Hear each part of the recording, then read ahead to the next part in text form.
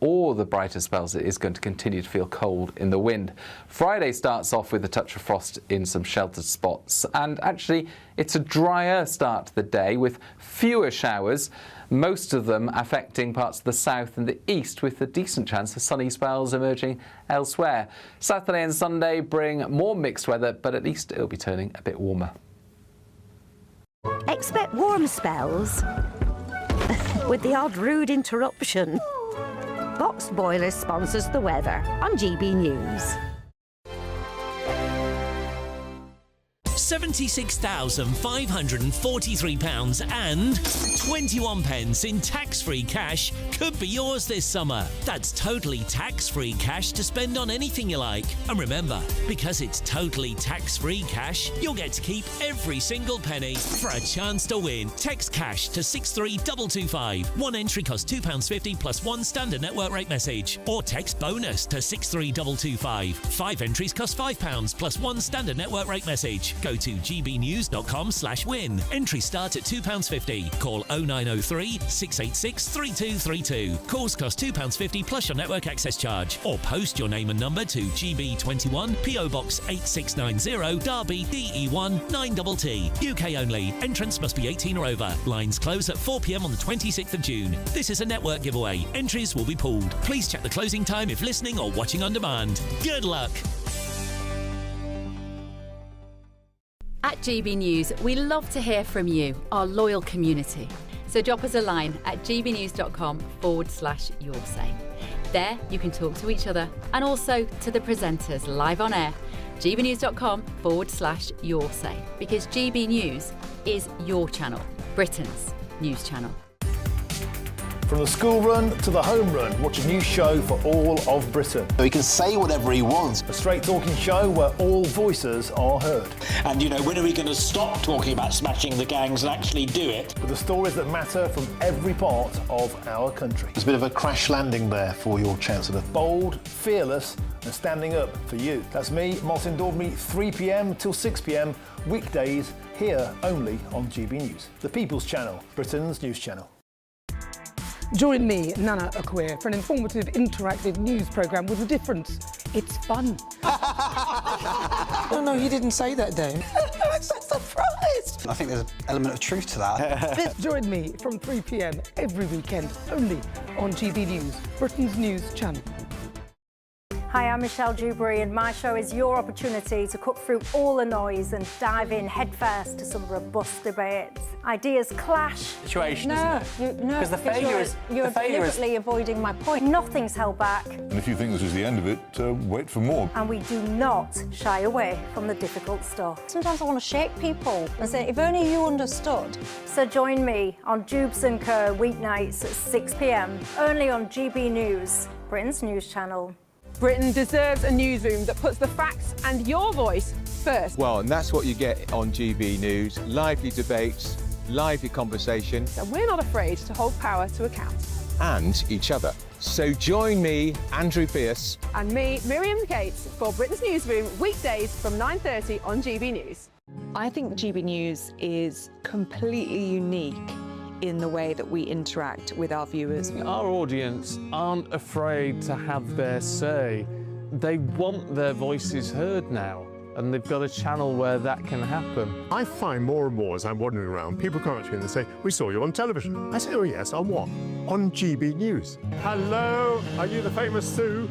The whole crew with me here now. We came to celebrate. It's our job to be the eyes and ears of the viewers. They are part of the GB News family, and I'm pleased to say it's a very large family. And if people go to the time and trouble of listening and watching, then we've got to do a good job for them. Well, I'm here right in the epicentre of the protest. Here we go again. You just tuned in. Where have you been? It is raucous here tonight. That's what makes us the fearless champion of Britain.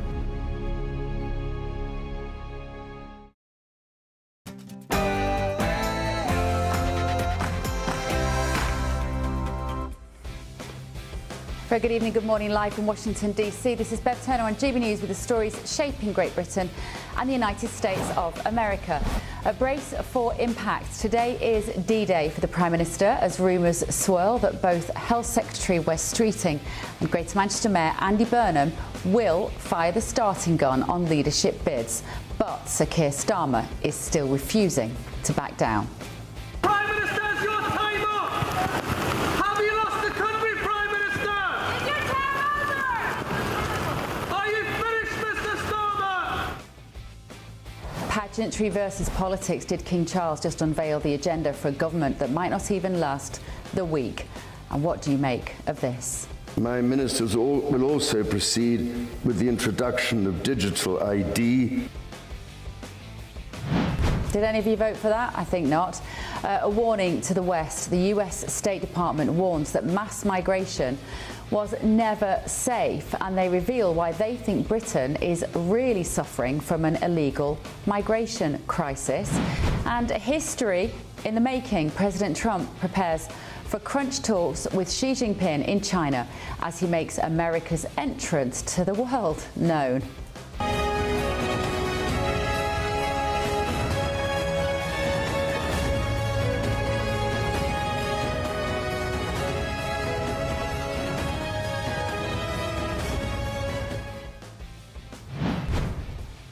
They certainly laid out the red carpet for him. And ciao, Catherine, the Princess of Wales, receives a very enthusiastic welcome from Italian crowds on her return to overseas visits following her cancer treatment. So good to see her doing that. I'm Bev Turner. This is The Late Show Live.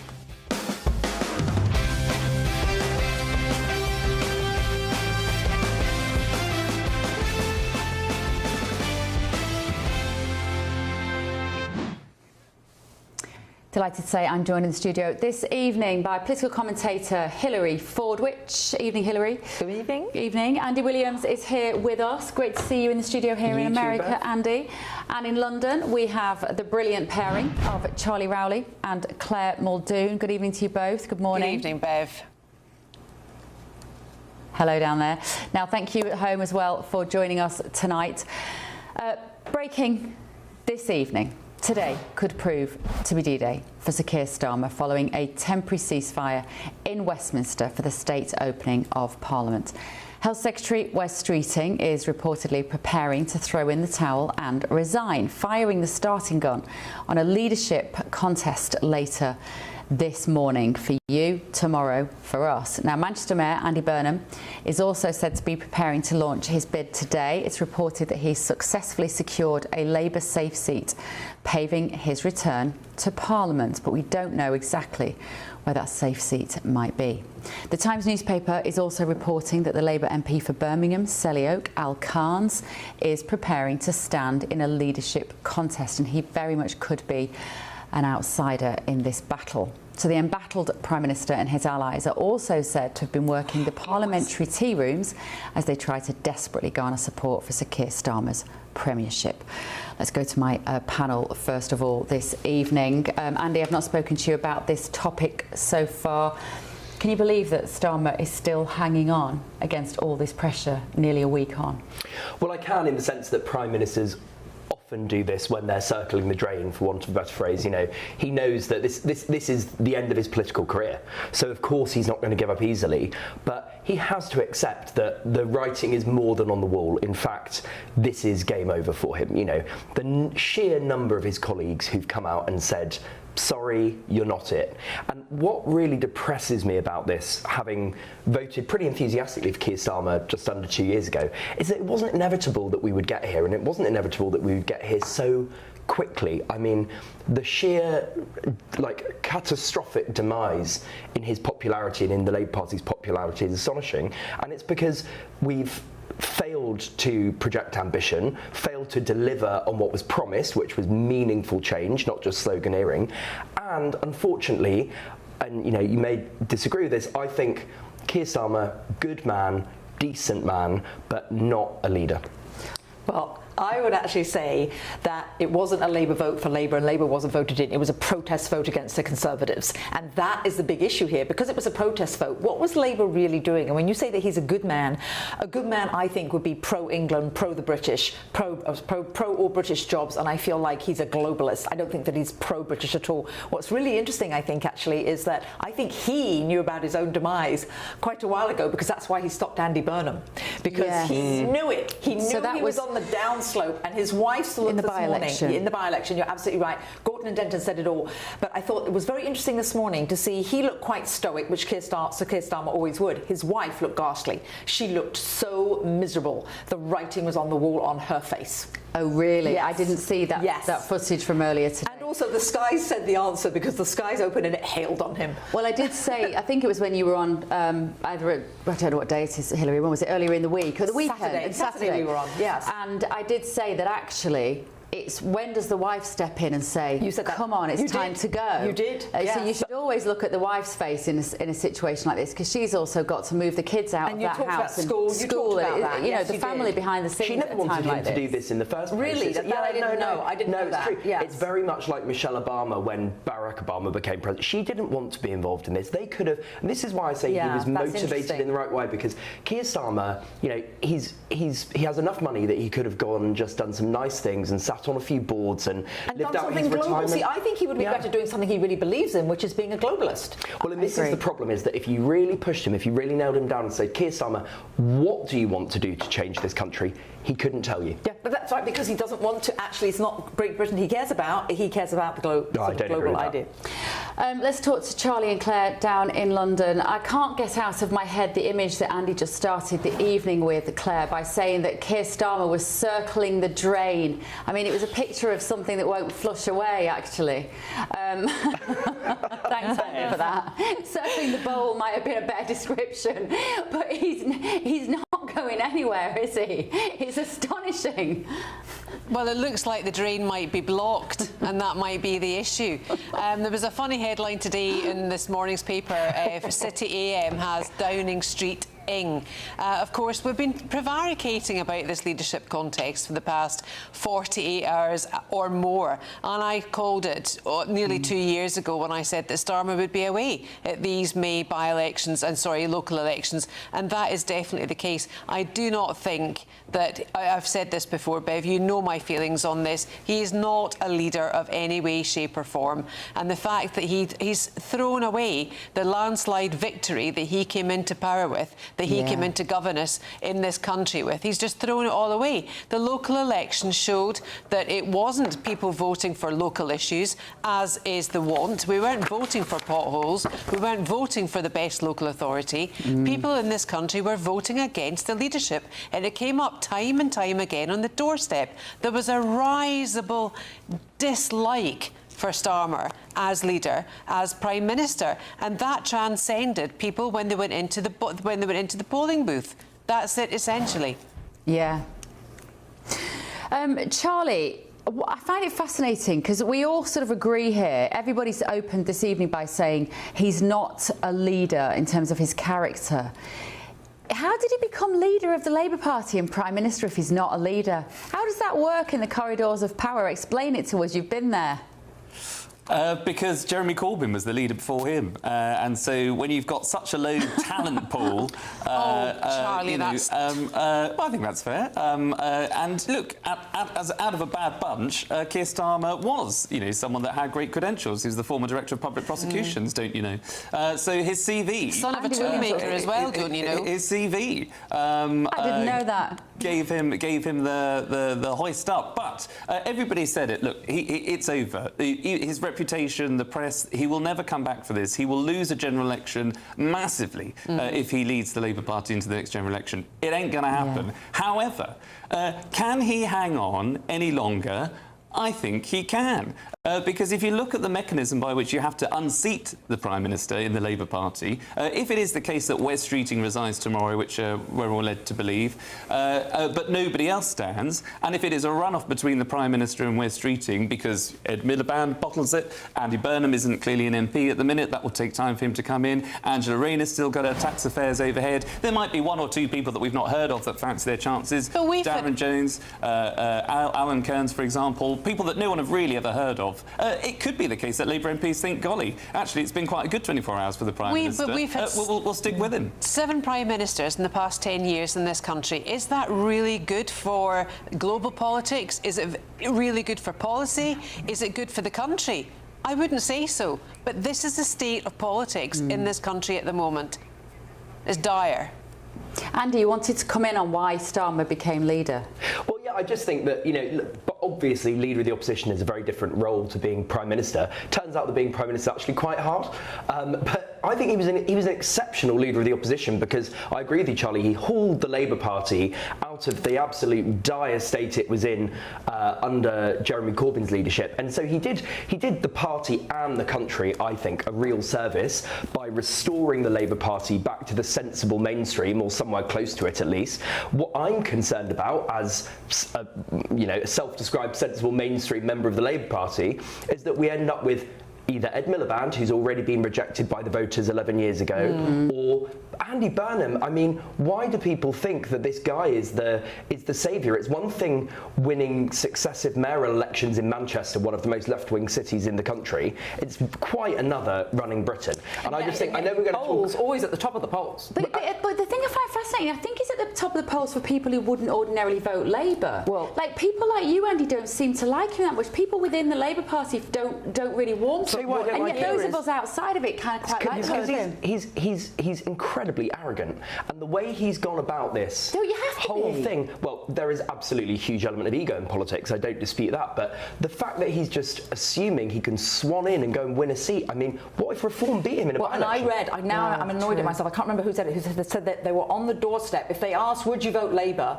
Everybody was saying no. And they said, if Andy Burnham was at the top of the ticket, would you vote Labour? And I know it's not presidential; it's a parliamentary system in the UK, and I know we're voting in the UK for MPs, but they said if Andy Burnham was there, that they would vote Labour, though.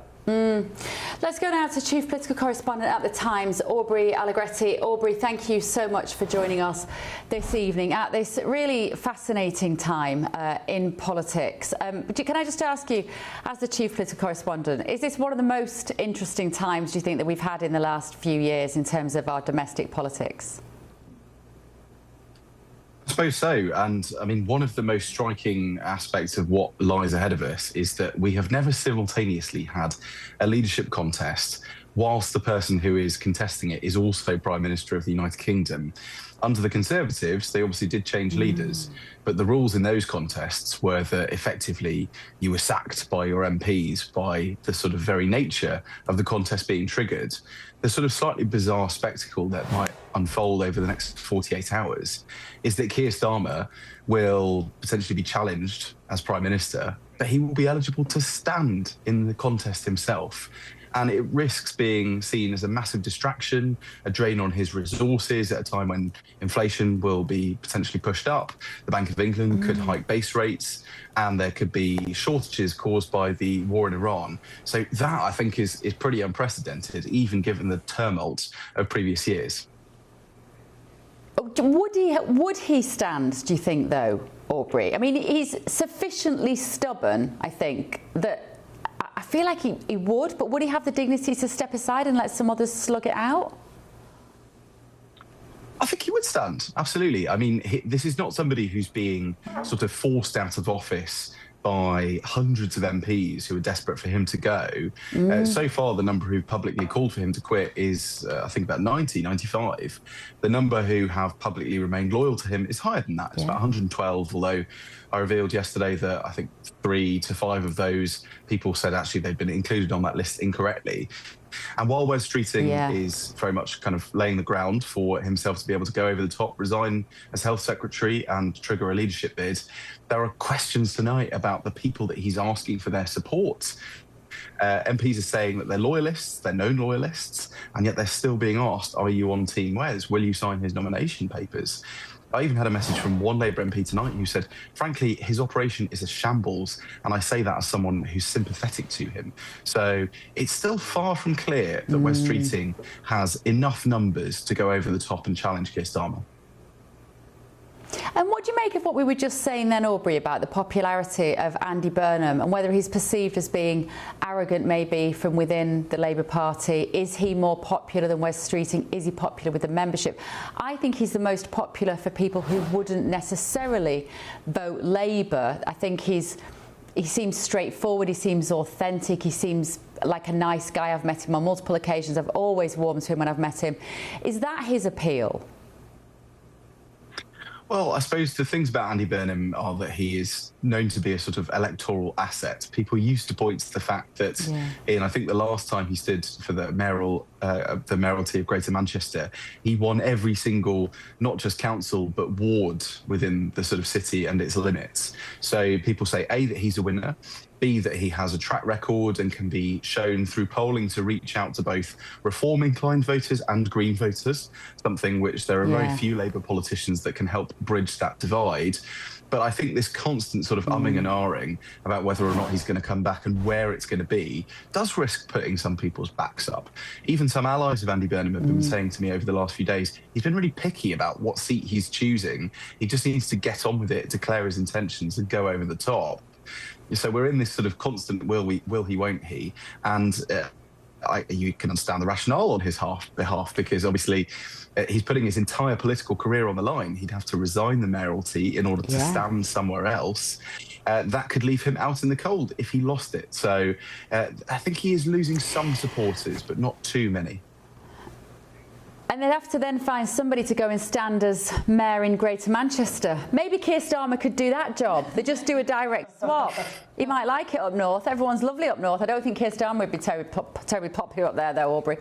Aubrey Allegretti from The Times, thank you so much for joining us on The Late Show Live. Good to see you. Let's talk now to journalist and broadcaster David Wooding. David, thank you for joining us as well this evening. Your feelings tonight as we move on, another 24 hours in this saga, and Starmer appears to be, as Aubrey just said, just determined and possibly even hedging his bets that he will stand and he might win. And then what? What are the next steps, David? What are we looking at? Well, it's clear that Wes Streeting, of the people available to stand at the moment, which excludes Andy Burnham because he doesn't have a seat, he would be the favourite. But here's a thought, Bev. What if Keir Starmer is secretly talking to Andy Burnham and saying, look, Andy, I will not block you from coming back in a by-election later in the year, over the summer perhaps. And if I announce, if I give you that pledge, I will stand down at a later stage, all behind everybody else's back. And then when he stands, when Wes Streeting stands, Keir Starmer opposes him. Nobody else throws their hat in the ring. All the MPs know that Andy Burnham will be coming in at a later stage, and so Keir Starmer wins. He gets a bit longer in number 10, and then the floor is open for Andy Burnham to come riding in on his big white Charger. That's a possibility too. Now, do you have inside information that might be the scenario, David, or is that pure speculation? No, that is from talking to a few MPs who think that might be something that is going on, but I suspect that they're speculating too. The other option, of course, is that Wes Streeting goes and Angela Rayner and Ed Miliband throw their hats into the ring if they can get the numbers, the 81 MPs required to stand. There's a whole number of scenarios here. I mean, the other one, of course, is that Wes Streeting stands, he gets the backing within Parliament and wins. The problem is that out in the among the membership, they really do favour a more left-wing candidate. And Andy Burnham, and one of his great qualities is that he's a bit of a chameleon in that, you know, he was a Blairite during the Blair years, a Brownite when Brown got in power. He stood as a lefty when he was against Jeremy Corbyn, and goodness knows what he'll stand as this time, probably to the left. So it's difficult to know what his pitch will be. We're just seeing that footage there of Wes Streeting with that fleeting meeting with no greeting, you might say. He was in and out very quickly, wasn't he? 16 minutes, what did you yes. read into that, David? 16 minutes. What do you think happened? Well, I mean, I've been in to see various prime ministers over the years, and you don't walk in through that door and straight in to see the prime minister. You go into a little ante-room first, and then you're led up. So I reckon about 5 or 6 of those 16 minutes will have been spent waiting. So probably the meeting was less than 10 minutes. We thought at the time, of those of us who were chatting about it, that either he'd been fired or that he told the Prime Minister he was going to throw his hat in the ring. Of course, nothing happened. And that's all because probably of the King making the speech today. And I don't think anybody wanted to eclipse that with another part of this melodrama we've all been watching. So, yes, they've let the King's speech take place, and it'll all take off tomorrow, I suspect. Fantastic. Thank you, David. David Pleasure. Wooding there. And of course, I'm not sure whether it's relevant to my panel. I think it is relevant. If Wes Streeting is Prime Minister and he's been in a long-term relationship with his boyfriend since about 2013, he's going to be the first gay man. What, does it matter? He'll be the first gay Prime Minister with a man stood behind him when he's at the lectern. Yeah, first of all, I think there's a lot of people who actually don't care, and that may matter to them or not. Do you know what bothers me the most, though? What bothers me the most is most of the MPs in Labour and most of the Cabinet have never, ever even been in the business world. And if you think right now, think about the whole nation. Think if you're unemployed. Think if you're thinking about your job. Think about if you're thinking about your future. This is all this squabbling. Businesses don't do this. They don't spend all this time with all this squabbling. They get down to business and they deliver something. Nothing's being delivered for the nation. So my bigger concern is, you know, what's his experience, his business experience? Maybe he can run the country. Is he actually going to make Britain great again? That would be my concern. Yeah, OK. Andy, I want to find out from you whether you think it's relevant that he'd be the first gay Prime Minister. But we've got to take a quick break because still to come this evening on The Late Show Live, this. My ministers will also proceed with the introduction of digital ID. Do you think he even knew what he was talking about when he said that, King Charles? Do you vote for digital ID? I didn't. Closer ties to the EU, digital ID and a few others seem to have been missed out of that election manifesto. Anyway, let's talk about that in just a minute. This is The Late Show Live, only on GB News.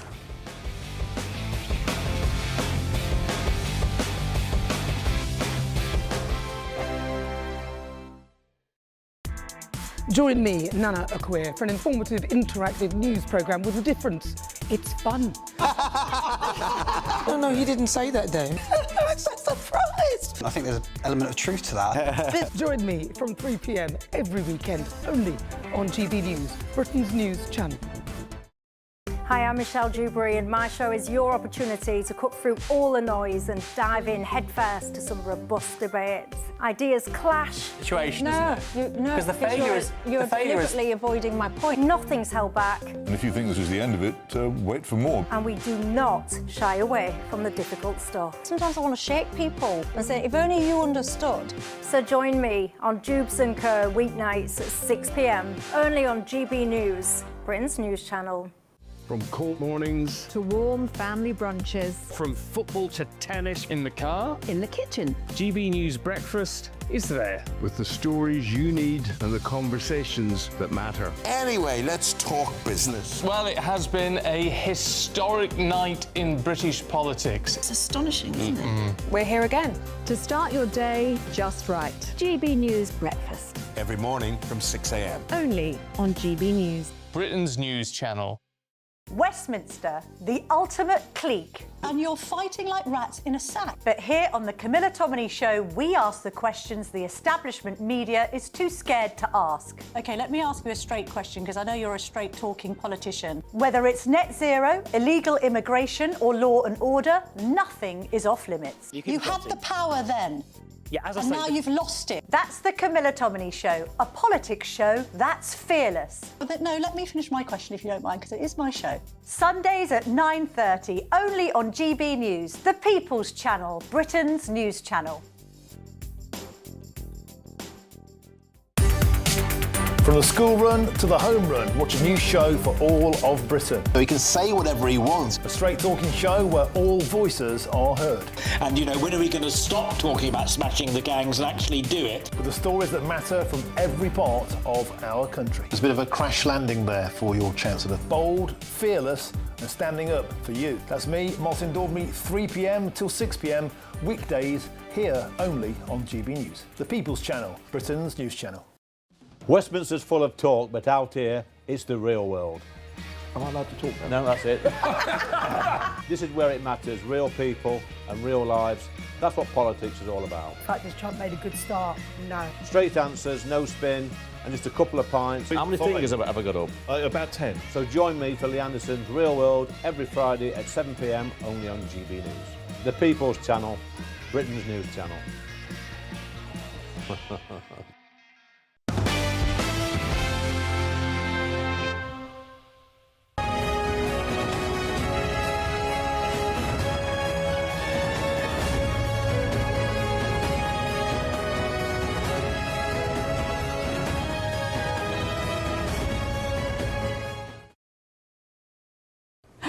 Welcome back to the Late Show Live. That was President Trump touching down in China earlier today as he gears up for crunch talks. But will he be able to achieve more than Sir Keir Starmer did on his recent trip to China? We're going to be comparing the two shortly. And what did you say then when you saw the Chinese footage? Well, I don't think that it's exactly love for America they're taught in schools. All those pupils waving a flag, going against everything they've been taught since the day they went to school. Right. First of all, though, this evening, the King has set out the government's priorities for this Parliament, including 37 bills across policy areas such as health and immigration, in what the Prime Minister dubbed a challenge to the status quo. Among the policies was this one. My ministers will also proceed with the introduction of digital ID that will modernise how citizens interact with public services.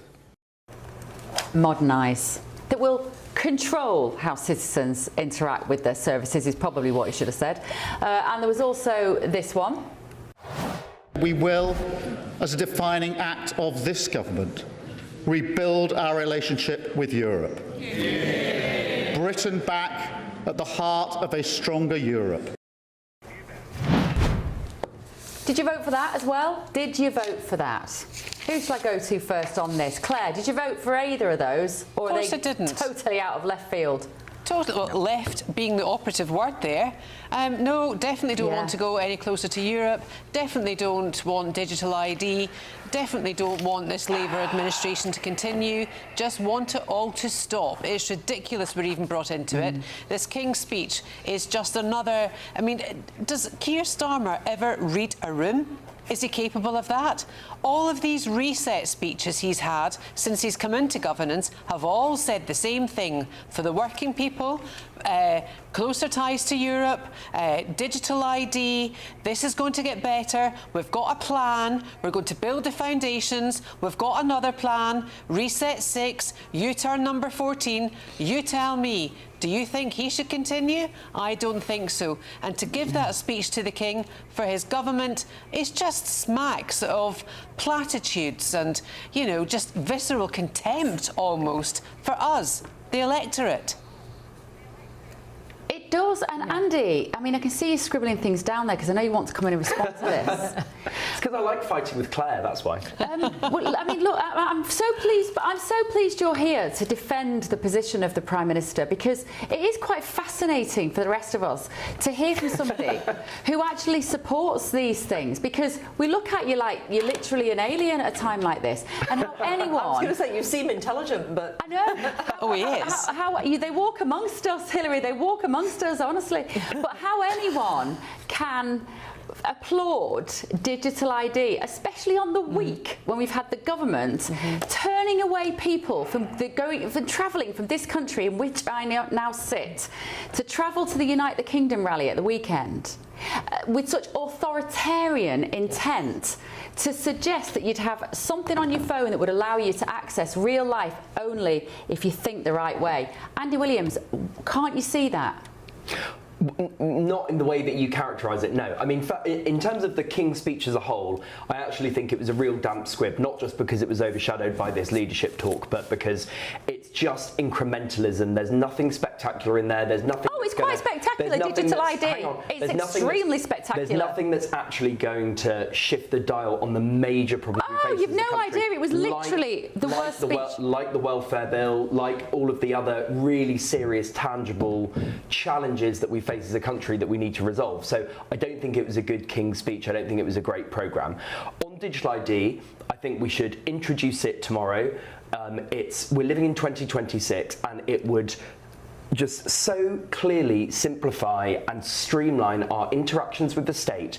The number of times we come up against, as people, cumbersome online systems and paperwork and this and that. If you think of everything from your doctor's appointments to registering your tax return to getting your benefits if you're in receipt of benefits, whatever, digital ID would be so useful for that. And it really shocks me that the people who are most fervently against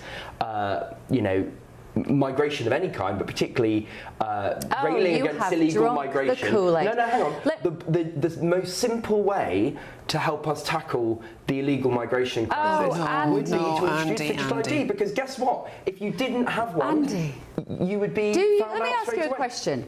Do you like being controlled? Well, I'm not talking about your private life. Is subjugation something that you enjoy? Just answer me that question. Just answer me that question, simply. Do you like being controlled? But I reject the premise, because I don't think this would be a control mechanism. No, but on a personal level, do you like being controlled? They can switch you off. Do you like in one place? They just switch you off, Andy. Do you like being told what to do? This is not the gateway to a social credit system like they have in China. It doesn't have to be. That is not what's going to happen.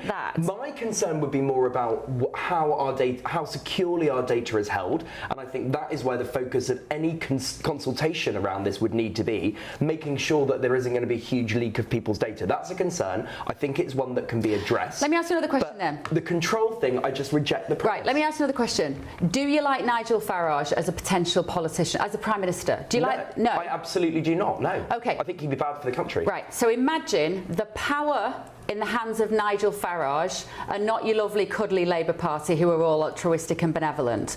Imagine the power of a government, Andy, hang on, just think. Imagine them having the ability to look at your social media, to watch you on GB News, to see what you say, to decide they don't like it, and then in your phone is your ability to access those public services, or your bank account, or travel, or a restaurant. Go back to vaccine passports, what that felt like. That, my friend, is what we've just seen the King wave through in his silly crown. Well, vaccine passports were absolutely the right thing to do at the time, and I just don't. But you need to put safeguards in place to make sure that a potentially authoritarian government of any kind, left or right, could come in and start doing the things you described. You have to put the safeguards in place, and there has to be some serious consultation around this. When I say it should be introduced tomorrow, there isn't. There'll be no consultation. That's it. The King. Well, there will be. Waved it through. No, there will be a consultation on how it's designed. It's all there. On making sure that the safeguards are there, on making sure that our data is not leaked. But I think it would be a really serious step forward. And actually, if you look at every country in which digital ID or a form of digital ID has been introduced, it's popular because it makes people's lives easier and better. Hillary, come in. Well, first of all, can I just address when I saw the King today, I just thought, compared to his speech in the US, where he was animated, he added some comic levity, he seemed like his heart was in it. And although some of that did have some leftist points, it was absolutely shocking to me today to see him so lethargic. No, but I thought that was sorry, Hillary, now, you know this is a procedural matter. Yeah, I know, but he's not giving a political. He can't be political in this scenario. He has to just read what he's given. Right, he was political because it was a political speech. But to your point, all he was doing was just reading. And my point was his heart didn't seem in it at all. He literally seemed projecting it. But that was just maybe my takeaway. What I would say with regard to the digital IDs is, to Bev's point, Andy, and to everybody who is either for it, even if you're against it, if it's the opposing party that has control and takes control, do you want that? That's the issue here. It's whoever you're against, they actually will have total and utter control of everything. And they literally, to Bev's point, could just switch you off, Andy. They could just turn you off. They can turn any part of the electorate off. And I think that's the danger, as well as the cyber security risk, which they really haven't addressed because we're not in advance and far enough ahead of cyber security leaks and breaches, and in the hands of a nefarious adversary, a foreign nation, that's very possible as well. Charlie, I want a word from you before we move on, my love. Yeah, no, look, whatever you think about digital ID, let's put it into perspective. It's it's something that the government said that they were going to drop. So it's another U-turn. That is just seismic of this Prime Minister. Whatever you think about the digital ID and what it's offering, what it's not offering, it's a big thing. Don't get me wrong, I'm not talking this, but in the grand scheme things of what this government needs to do, get on top of the economy, tackle the small boat crisis, tackle illegal immigration, make sure that the pound goes further in people's pockets, cutting crime, deporting illegal migrants, not doing the things that it did, such as taking away the winter fuel for pensioners, protecting the NHS, or making sure that people don't have to overly rely on it, which means that we keep spending on it, stopping the strikes in the NHS. These are the big ticket items and the big challenges that this government should be focusing on, and it's testament that a policy came forward today that the Prime Minister had already pledged that he was dropping, that he's brought back into this speech. And just furthermore, what's the final thing is that after a set of seismic local election losses for this Prime Minister, the idea that he's regurgitating where places like Bradford, places like Wigan, places like St Helens, places that were Labour heartlands, Hartlepool, that are now no overall control or in the hands of Reform, who want things like stopping illegal immigration. They want to be tougher on this. This government has come forward to say ever closer ties with the EU. It is completely the reason why this Prime Minister is in the situation that he's already in. And what's worse is that anyone that overtakes him, or takes over from his role, I should say, will go even further to the left. Yes. Closer ties with the EU are overwhelmingly popular. We've got to move on, but we've still got another 2.5 hours to go, Andy, so don't you worry, we've got lots of time to thrash this out. Let's have a quick look at some of the other main news stories here in America. A man involved in the overdose death of TV star Matthew Perry has been sentenced to 2 years in prison. Eric Fleming, one of 5 people charged after Perry's death, sourced the surgical anaesthetic ketamine from a Los Angeles woman dubbed the Ketamine Queen, and supplied it then to the actor.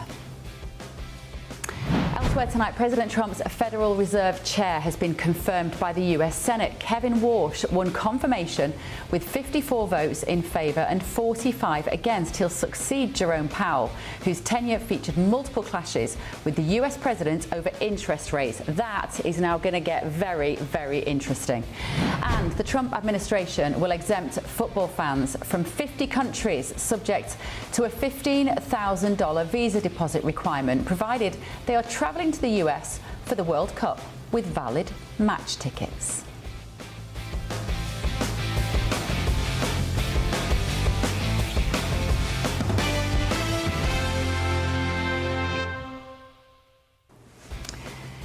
Still to come this evening on The Late Show Live, the Princess of Wales has received an enthusiastic welcome in Italy. Of course she has, as Britain's royal soft power goes global in the most glamorous way once again. First though, tonight. Prime Minister, it's your time up! Have you lost the country, Prime Minister? Is your term over? Are you finished, Mr. Starmer? Is that his grumpy wife there? The knives are out. The leadership rivals are circling. The battle to replace Sir Keir Starmer is preparing to burst into the open. But who would you back? Let me know. gbnews.com/your say. This is Bev Turner on The Late Show Live, only on GB News.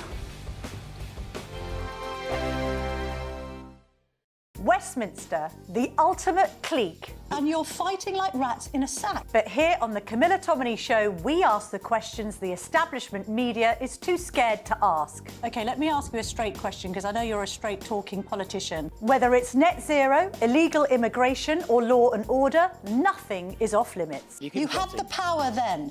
Yeah, as I and say, now you've lost it. That's the Camilla Tominey Show, a politics show that's fearless. But no, let me finish my question if you don't mind, because it is my show. Sundays at 9:30, only on GB News, the People's Channel, Britain's news channel.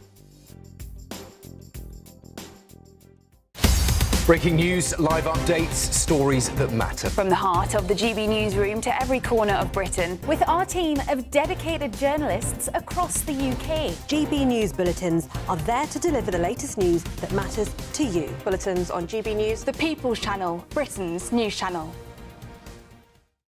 Hi, I'm Michelle Dewberry, and my show is your opportunity to cut through all the noise and dive in headfirst to some robust debates. Ideas clash. Situation, No, Because the failure is... You're deliberately avoiding my point. Nothing's held back, And if you think this is the end of it, wait for more. and we do not shy away from the difficult stuff. Sometimes I want to shake people and say, if only you understood. So join me on Jubes & Co. weeknights at 6 p.m, only on GB News, Britain's news channel.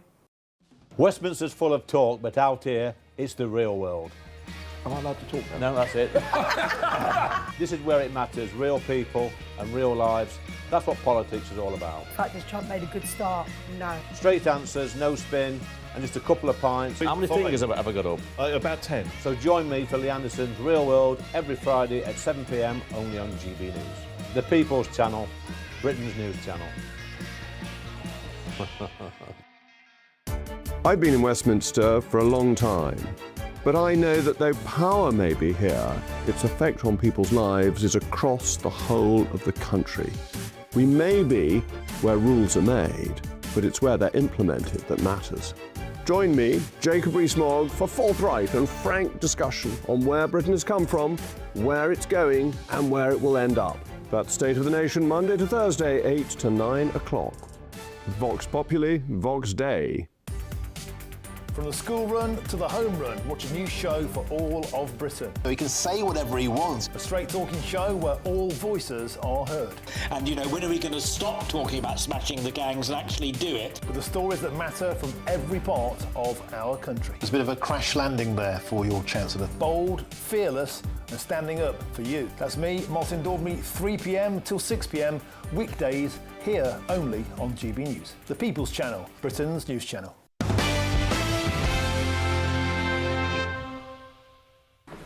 Close the door! Yeah, don't let them in.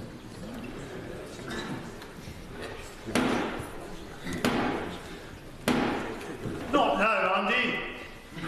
With Black Rock. No, we don't. Do we know who shouted that? Somebody shouted, "Not now, Andy," when Black Rod did it. Presume, do we know who it was? I don't know who it was, but it used to be Dennis. That was Dennis Skinner's thing when he was a Labour MP. He'd make a little joke every year about Black Rod. Well, new tonight, the Manchester MP at the centre of speculation that he could give up his seat to allow for the return of Andy Burnham has denied those claims. Afzal Khan, the Labour MP for Manchester Rusholme, had reportedly been prepared to step down, but that no longer seems to be the case. The mystery deepens. Let's speak now to the Deputy Editor of Spiked Online, Fraser Myers. Fraser, thank you so much for joining us. Do you have any inside information on where Andy Burnham is going to stand? All I know is the same as you, and that everywhere that he tries to stand, the sitting MP doesn't want to give up their seat. And so it's all very well, all these MPs saying they want Andy Burnham to be their next leader, but none of them is prepared to fall on their sword and give up their seat for them, which is fair enough, to be honest with you. Why would you give up your career for someone as lacklustre as Andy Burnham? I think that's completely reasonable. And then, you know, you only have to project a few weeks into the future. If there were to be a by-election, most of the seats that he's looking at around Greater Manchester or around Merseyside, they're going to Reform or they're going to the Greens. There are no Labour safe seats anymore, especially after those local elections. It's pretty clear that someone can't just waltz in, someone from the Labour Party can't just waltz into Parliament in the way that they might have done even 2 years ago. So, you know, Andy Burnham's leadership prospects, he is, of course, he's the front runner among the Labour membership, front runner among the MPs, but actually it's the public that could block any kind of Andy Burnham bid for the leadership.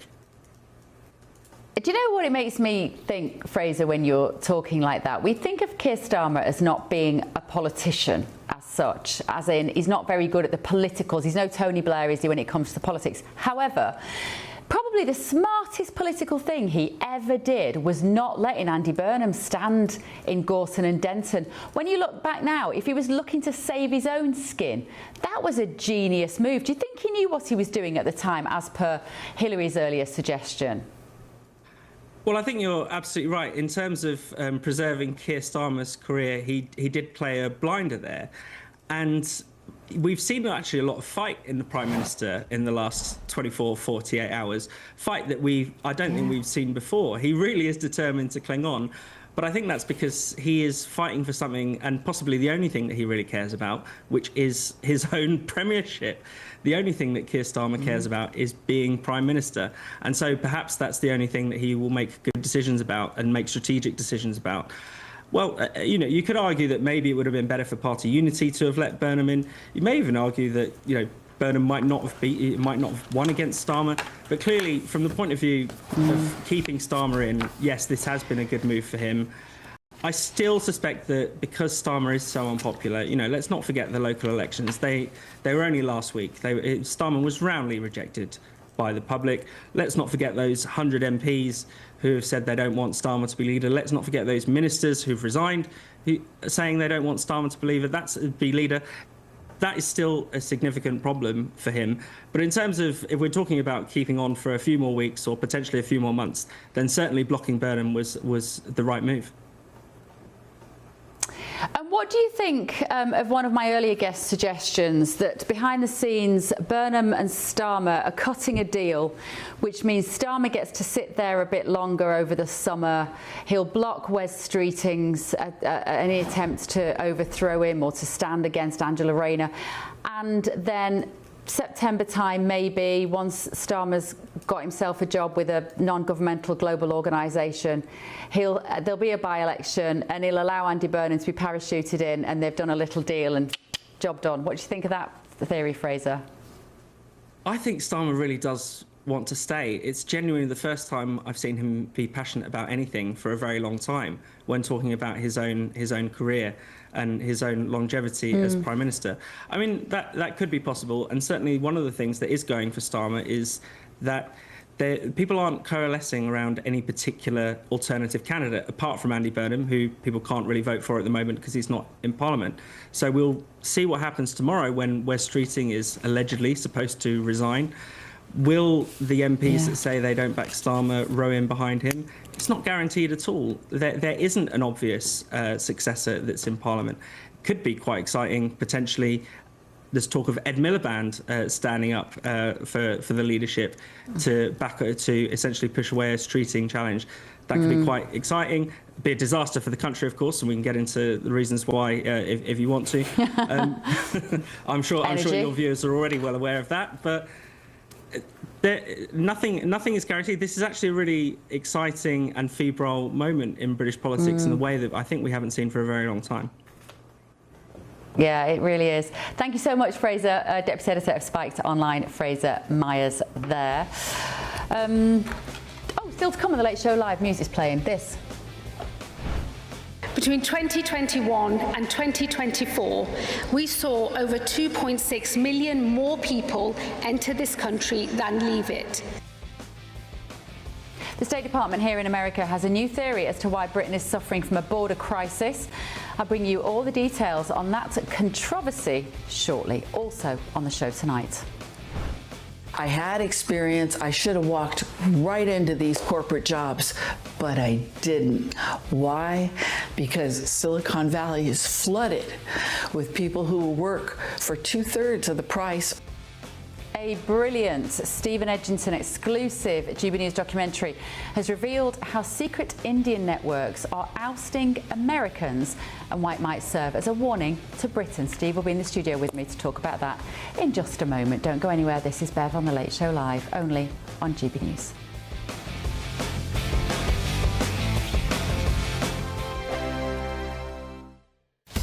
Breaking news, live updates, stories that matter. From the heart of the GB newsroom to every corner of Britain, with our team of dedicated journalists across the UK. GB News bulletins are there to deliver the latest news that matters to you. Bulletins on GB News, the People's Channel, Britain's news channel. From cold mornings to warm family brunches. From football to tennis in the car. In the kitchen. GB News Breakfast is there. With the stories you need and the conversations that matter. Anyway, let's talk business. Well, it has been a historic night in British politics. It's astonishing, isn't it? We're here again to start your day just right. GB News Breakfast. Every morning from 6 a.m. Only on GB News. Britain's news channel. Westminster's full of talk, but out here, it's the real world. Am I allowed to talk now? No, that's it. This is where it matters. Real people and real lives. That's what politics is all about. The fact is Trump made a good start. No. Straight answers, no spin, and just a couple of pints. How many fingers have I got up? About 10. So join me for Lee Anderson's Real World every Friday at 7 p.m. only on GB News. The People's Channel, Britain's news channel. At GB News, we love to hear from you, our loyal community. So drop us a line at gbnews.com/yoursay. There you can talk to each other and also to the presenters live on air. gbnews.com/yoursay, because GB News is your channel, Britain's news channel. Join me, Nana Akwe, for an informative, interactive news programme with a difference. It's fun. No, he didn't say that, Dave. I'm so surprised. I think there's an element of truth to that. Join me from 3 p.m. every weekend, only on GB News, Britain's news channel. You want to know what's really going on in the corridors of power? Labour don't know what to do with you half the time, and that makes you quite lethal in the chamber. Get behind the headlines with Chopper's political podcast. Join me, Christopher Hope, as I sit down with the great and the good of British politics. We'll see where this ruling takes us. These are the stories shaping our nation. Chopper's political podcast, available now on all platforms. Listen in and stay ahead. Hi, I'm Michelle Dewberry, and my show is your opportunity to cut through all the noise and dive in headfirst to some robust debates. Ideas clash. Situation, isn't it? Because the failure is you're deliberately avoiding my point. Nothing's held back. And if you think this is the end of it, wait for more. And we do not shy away from the difficult stuff. Sometimes I want to shake people and say, if only you understood. So join me on Jubes and Co weeknights at 6 p.m. only on GB News, Britain's news channel.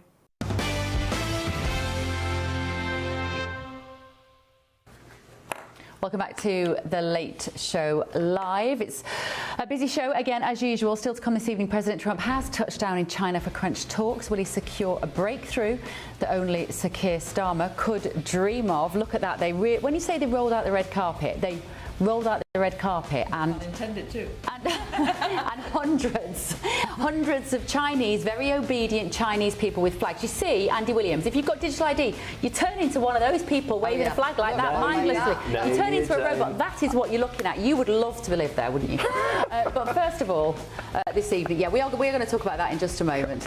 First, though, we're going to delve into some of the main stories on the front of tomorrow's newspapers, starting with the Daily Mail, which is reporting that Ed Miliband could fight West Streeting for the keys to Downing Street if a leadership bid is launched later today. Miliband to fight Streeting for number 10. Why does that not surprise us? Because why, Andy? Because Ed Miliband is a man so full of his own self-importance that he believes that he should decide that none of us can use any sort of fossil fuel to heat our homes or cook our food. You've got to have a certain type of arrogance about you to think you can make such a decision, almost unilaterally it appears to be, to decide how we should all live from his big high horse. So no wonder he thinks he deserves to have the keys to number 10, Andy. And not to be voted on. Well, I think Ed Miliband, one of his problems has always been that he's always believed he's the smartest man in every room, and intellectually that might be true, but there's something about having EQ as well, and I do think that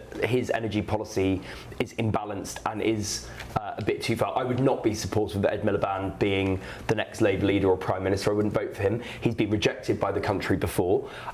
I do think if I had to put my £5 on who is going to be the next Prime Minister, I think it will be Miliband, because Wes Street, that's a prediction, not a desire. But I've got to go to bed after this, Andy. I'm going to have absolute nightmares. No, but seriously, I mean, Wes Streeting cannot win with the membership. So even if he got through the first round with MPs, the Labour membership is well to the left of the country, well to the left of me, frankly. frankly, and they're not going to vote for Wes Streeting. They will vote for whoever is the soft left candidate. If it can't be Burnham, it's going to be Miliband. But Hillary, I mean, he's right, actually. Having been wrong all show, Andy's right about what he's just said. Even a stop clock. Huh? Even a stop clock, yeah. He's right about what he says, because the Labour Party members can't stand Wes Streeting. We're not sure how they feel about Andy Burnham, but we know they love Miliband. Now, are they going to vote for what they want? Are they going to vote? Are they going to step back and go, Miliband will never ever get elected as Prime Minister? Well, and the thing is that we can't even really vote for Andy Burnham, because if Razal is not stepping down, he won't even be an MP, so he won't even have a seat, so you can't even have Andy Burnham as a choice. Yeah. And of course there are those that say he's arrogant, but I did mention earlier that I read that on the doorstep, when asked, people will say, no, I wouldn't vote for Labour, and then when you put Andy Burnham at the top of the ticket, they say they would, even though it's a different parliamentary system, not the presidential system.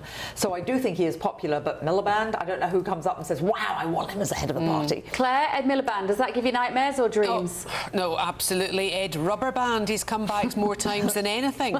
And don't forget, he committed fratricide with his brother when they were running for the leadership of the Labour Party themselves. And I'm just looking back here. I had a mate who in November, the 12th of November last year, odds-on favourite for Ed Miliband to take over from Keir Starmer, 25-1. That was it then. They've obviously closed now, but I'll tell you, that man's going to throw his bacon butty into that ring and he's going to make a running for it. After saying, of course, I don't want the job, I'm not going to do it. Yesterday, the news broke, evening time here, 7 or 8 p.m, he was indeed going to take a leadership to Keir Starmer. Charlie Rowley, just paint me a picture of a world in which Ed Miliband is the Prime Minister. Well, the path for him is also, as Andy sort of touched on, is that he's completely untainted to a degree. If you're trying to win back within the Labour Party or the left politically, you're trying to win back Green voters. Who is the man that has been hell-bent on taxing us through the roof, getting rid of our tumble drivers, even, and heat pumps and all the rest of it? There is a love of this green nonsense. It's not funny, it's very sexist getting rid of tumble drivers. It is, it is. But he will appeal when you've got a campaign, a Labour dirty campaign taking place where Wes Streeting is far too close to Peter Mandelson still, is on the right of the party, which the left certainly don't want, and as Andy said, the membership won't go for it. You've got Angela Rayner that still can't pay her taxes, who was sacked as Housing Secretary and didn't know the rules there. I mean, that doesn't qualify you to be Prime Minister, I don't think, in many people's book. Andy's not an MP. It's either, if you're a Labour MP now, thinking, right, do we actually have a leadership contest that could include Ed Miliband and he goes on to win it, or do we just actually stick with the guy that we've got? So it's a fascinating, if not depressing, turn of events. Andy Williams, what are you doing in the next few weeks? There might be a job going, and there aren't that many people in the running for it. I've already got enough jobs, Bev. By the way, Mike, can I just say, no one else. Can I just say, not one of them do we even know what their platform would be. This is my point that I keep getting back to. Absolutely right. The business of the country should be business. None of them has any business experience. And what on earth do they run on, and what are they standing for? Yeah. Right, more to come in the next hour. Thank you, guys, including this. Mass migration is not, was not, isn't some fringe concern of little consequence.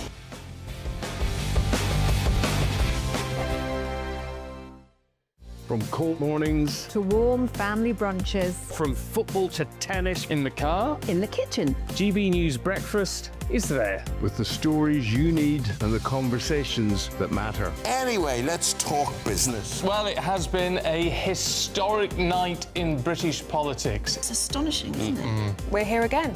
To start your day just right. GB News Breakfast. Every morning from 6 a.m. Only on GB News. Britain's news channel. Join me, Nana Akwe, for an informative, interactive news programme with a difference. It's fun. No, he didn't say that, Dave.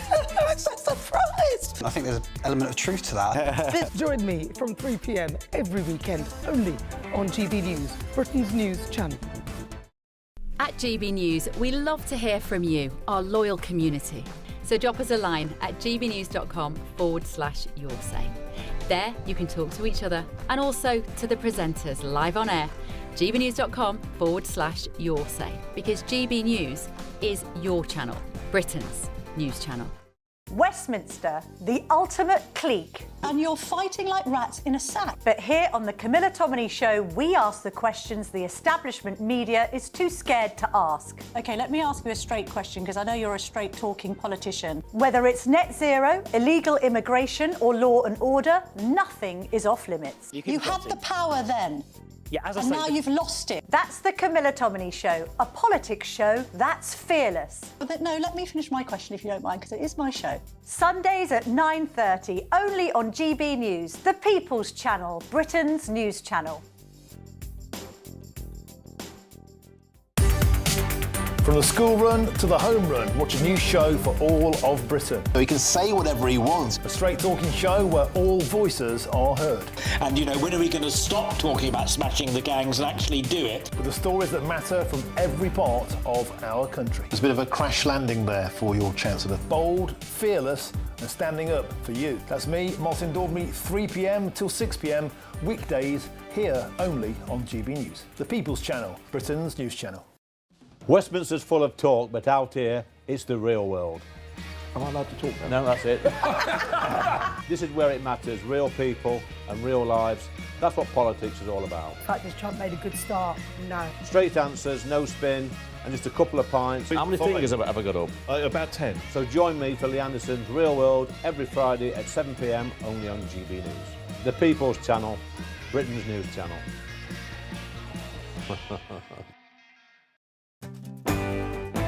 I'm Tom Harwood. This is GB News, Britain's news channel.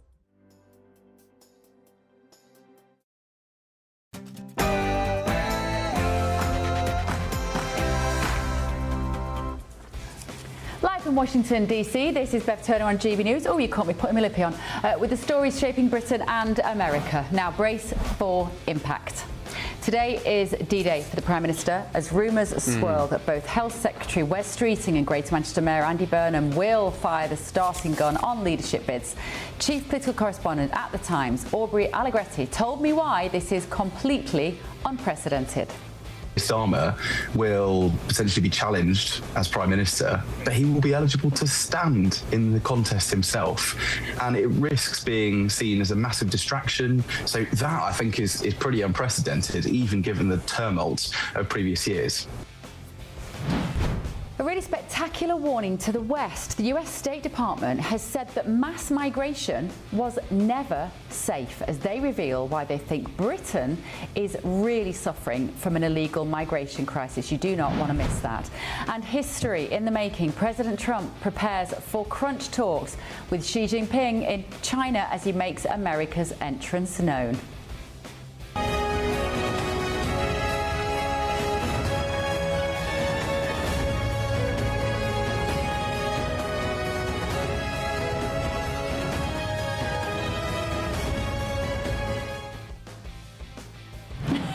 Stop laughing at that footage. I don't know why I find it so funny. And Chow Catherine, the Princess of Wales, has received a very warm welcome from Italian crowds on her return to overseas visits following her cancer treatment. It is so great to see her there. I'm Bev Turner. This is The Late Show Live.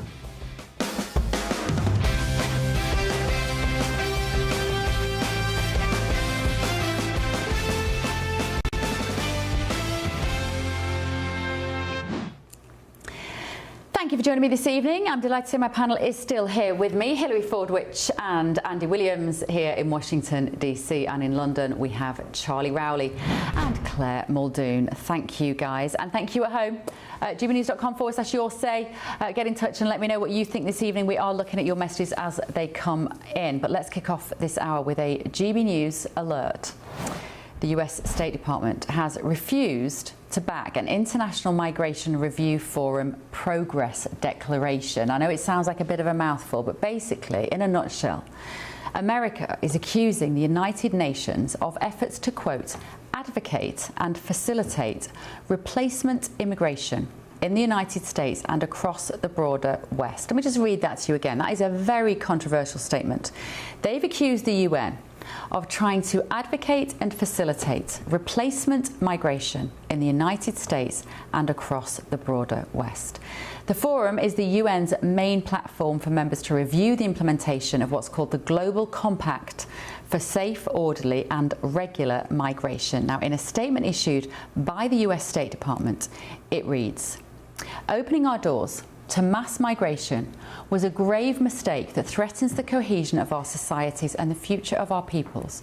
Americans witnessed firsthand how mass immigration laid waste to our communities, crime and chaos at the border, states of emergency in major cities, and billions of taxpayer dollars funded towards hotels, plane tickets, cell phones and cash cards for migrants." Now, in a thread on X, also announcing the move to object to the declaration, the department said the UN agencies systematically facilitated mass migration into America and Europe, even as citizens of those nations called for restrictions on migration. Now, of course, the United Nations would deny this, and they would point to the compact as being non-legally binding. But let's talk now to political commentator Matthew Stadlen about this and the director of the Centre for Migration Control, Rob Bates. Rob, thank you so much for joining me. Matt, it genuinely is a sort of dynamite statement, this, particularly from the State Department. If this was written by somebody that was going to the United Kingdom rally this weekend, they'd be in big trouble and wouldn't be allowed to fly, according to our Prime Minister. But this is from the American government, Matt. What do you make of it? Well, good morning and good evening, Bev and everybody. Obviously, I'm not remotely surprised by it. This is a statement emerging from a government, the head of which, Donald Trump, has described recently Somalis as low IQ, which approximates the language of white supremacy. This statement from the State Department seems to me to be bonkers, basically. America is celebrating 250 years of its incarnation as modern America. And what do you think was happening 250 years ago? How was modern America created? It was created through mass immigration. Millions of Americans today and people living in America were born abroad. This is a highly inflammatory, as you say, hugely controversial statement that sticks its thumb up at many of the people living in America. Many, many millions more, tens of millions, will be the children or grandchildren of immigrants. As I say, modern America was founded from immigration. So it's a hugely divisive statement. And the reason I call it bonkers is the idea that America was somehow forced into what it describes as mass migration by the United Nations is just utterly ludicrous, Bev. I think what we've seen, Rob, you can come in on this, but I think what we've seen from this State Department actually is a fascinating focus across the pond, Europe and Britain. And I wonder with this statement, what they're talking about a little more is actually the UN's effect on us, actually. I think they would recognise that America has largely been built on immigrants. We're hearing that all the time here with the 250th anniversary of this country this year. But Rob, do you think they're in some way, as they often do, looking to help Europe from the position of power here in Washington? Well, I think that is probably the intent, and I think the reason for that is that, you know, we are still their allies on this side of the pond, and if they can see the instability that mass migration is undoubtedly causing many European countries, Britain being one of them, then I think that they would rightly feel that they should be making some comment on where this is actually taking NATO allies and countries that they've worked with for a very long time across a huge variety of different projects and campaigns and so forth. And I think what they have done here is they've shone a light on a compact that the Global Compact for Migration that has never really been talked about in Britain. It does have quite a pervasive impact on Britain's policy-making sphere when it comes to how we control our borders. And it was sort of rushed through in 2018 by Theresa May, sort of shrouded by all the Brexit debates and so forth, and therefore never really got the scrutiny that it does deserve. And I think, you know, again, I think what they have achieved here to some extent is highlighting a component part of why we are seeing the mass migration problem that we are seeing. I'm not saying in any way that this compact is the sole reason. I think a lot of it, almost all of it, lies at the shoulders, lies at the feet of the politicians. But I do think that undoubtedly this compact is another example of the pressures and the nodes of alternative accountability that politicians do willfully subject themselves to, that aren't the electorate, aren't the British population who have told them time and time again that they want migration reduced. Instead, they are signing up to these kind of deals that tell them, more. Yeah, Matt, don't the local elections demonstrate, particularly with the success of the Reform Party and their very clear policy of a more secure border, doesn't it show that the British public have an appetite for, or have a longing actually for the kind of support that America's giving them in this statement to say, enough, let's just address what we want in terms of our migration policy? Well, America acknowledges itself that it has taken in huge numbers of immigrants in recent years alone, and has had an issue with illegal immigration. So I just don't think we need any lectures from America. But they've stopped it. Quite frankly. Well, you say they've stopped it. They don't know how many people are getting in undetected. This idea that it's gone down to zero seems to me to be utterly nonsense, and no one seems to have made that point before. Listen, net migration in Britain, as we all know, has plummeted in the last year or so. That's just a fact. Do we want to stop the boats from coming across the Channel?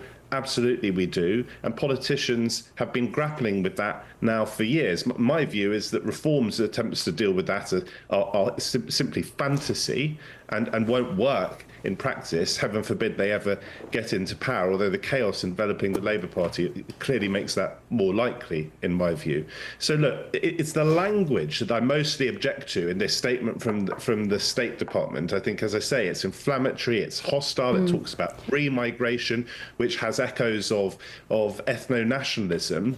This government clearly takes the issues of migration and also illegal migration and asylum seriously. It's attempting to get a grip on it. Reform, you talk about reform as though they somehow stand for the British people. They won something like 27% in local elections, which can be seen almost as protest elections. And even in those protest elections, 73% of voters, Bev, did not vote for reform, as you know.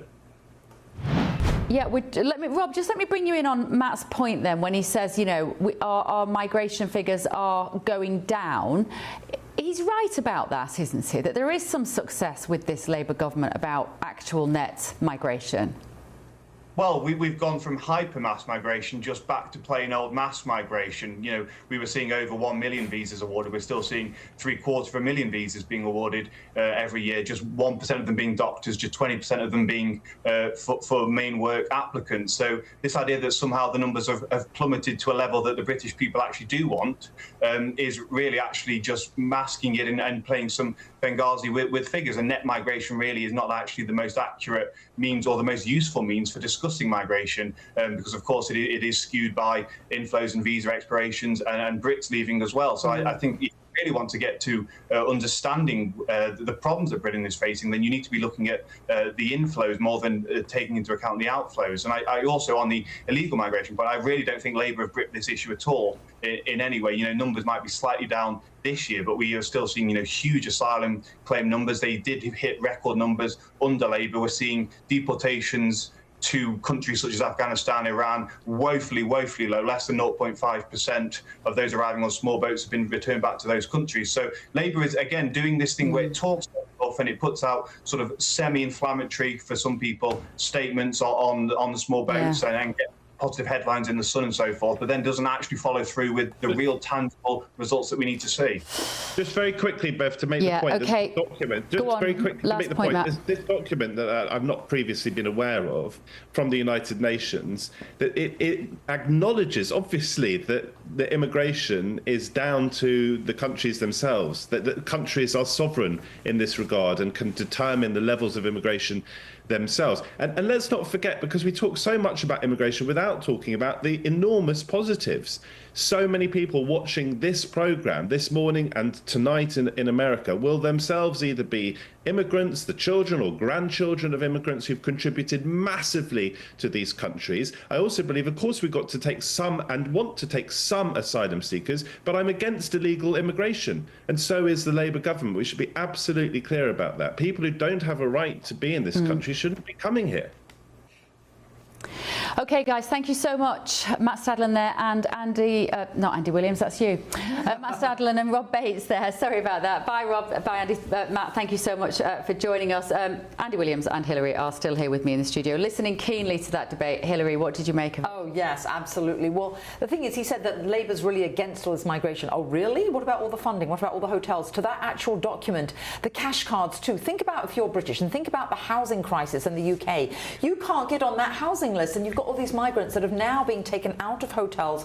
Landlords are being offered up to about 5 years more in terms of their rent. So they're giving their housing to migrants. Why? Because we had the protests in places like Epping and Essex, where they could target kind of a hotel. So now that they're spreading out all of these migrants, I think that's a step even worse. But we haven't seen it stop. Now, in the US, one thing that document didn't mention, it mentioned crime. What it didn't mention were all the deaths that have come from the illegals that have committed crimes, the murders that have taken place. Now, I'm a legal immigrant in America, and to everybody's point who always says we need migrants, we need immigrants, absolutely, but do it the legal way. Look at an example like Australia, where you have to bring something to the nation, you have to prove you have a certain amount in your bank account. I think it should be a nation's right to say we only want the best and the brightest. We want people to come to this country who are going to contribute and not take. The issue is, are you going to contribute, are you going to assimilate, or are you just here to take? And why do those migrants cross all of Europe to go to the UK?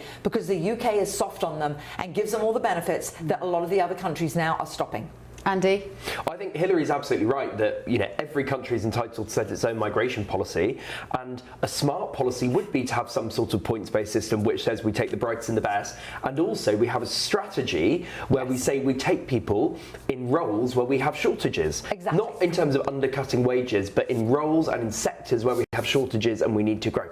And the reason we're in the position we're in today is because of, and I know people are bored of hearing it, but I'm going to say it again because it's absolutely true. 14 years of Tory failure on migration, a complete catastrophe. Yes. Boris Johnson, the author of one of the authors of Brexit, so-called, who presided over 900,000 net migration in 1 year. As we saw Shabana Mahmood say earlier, it was 2.5 million people net in 4 years who came into Britain.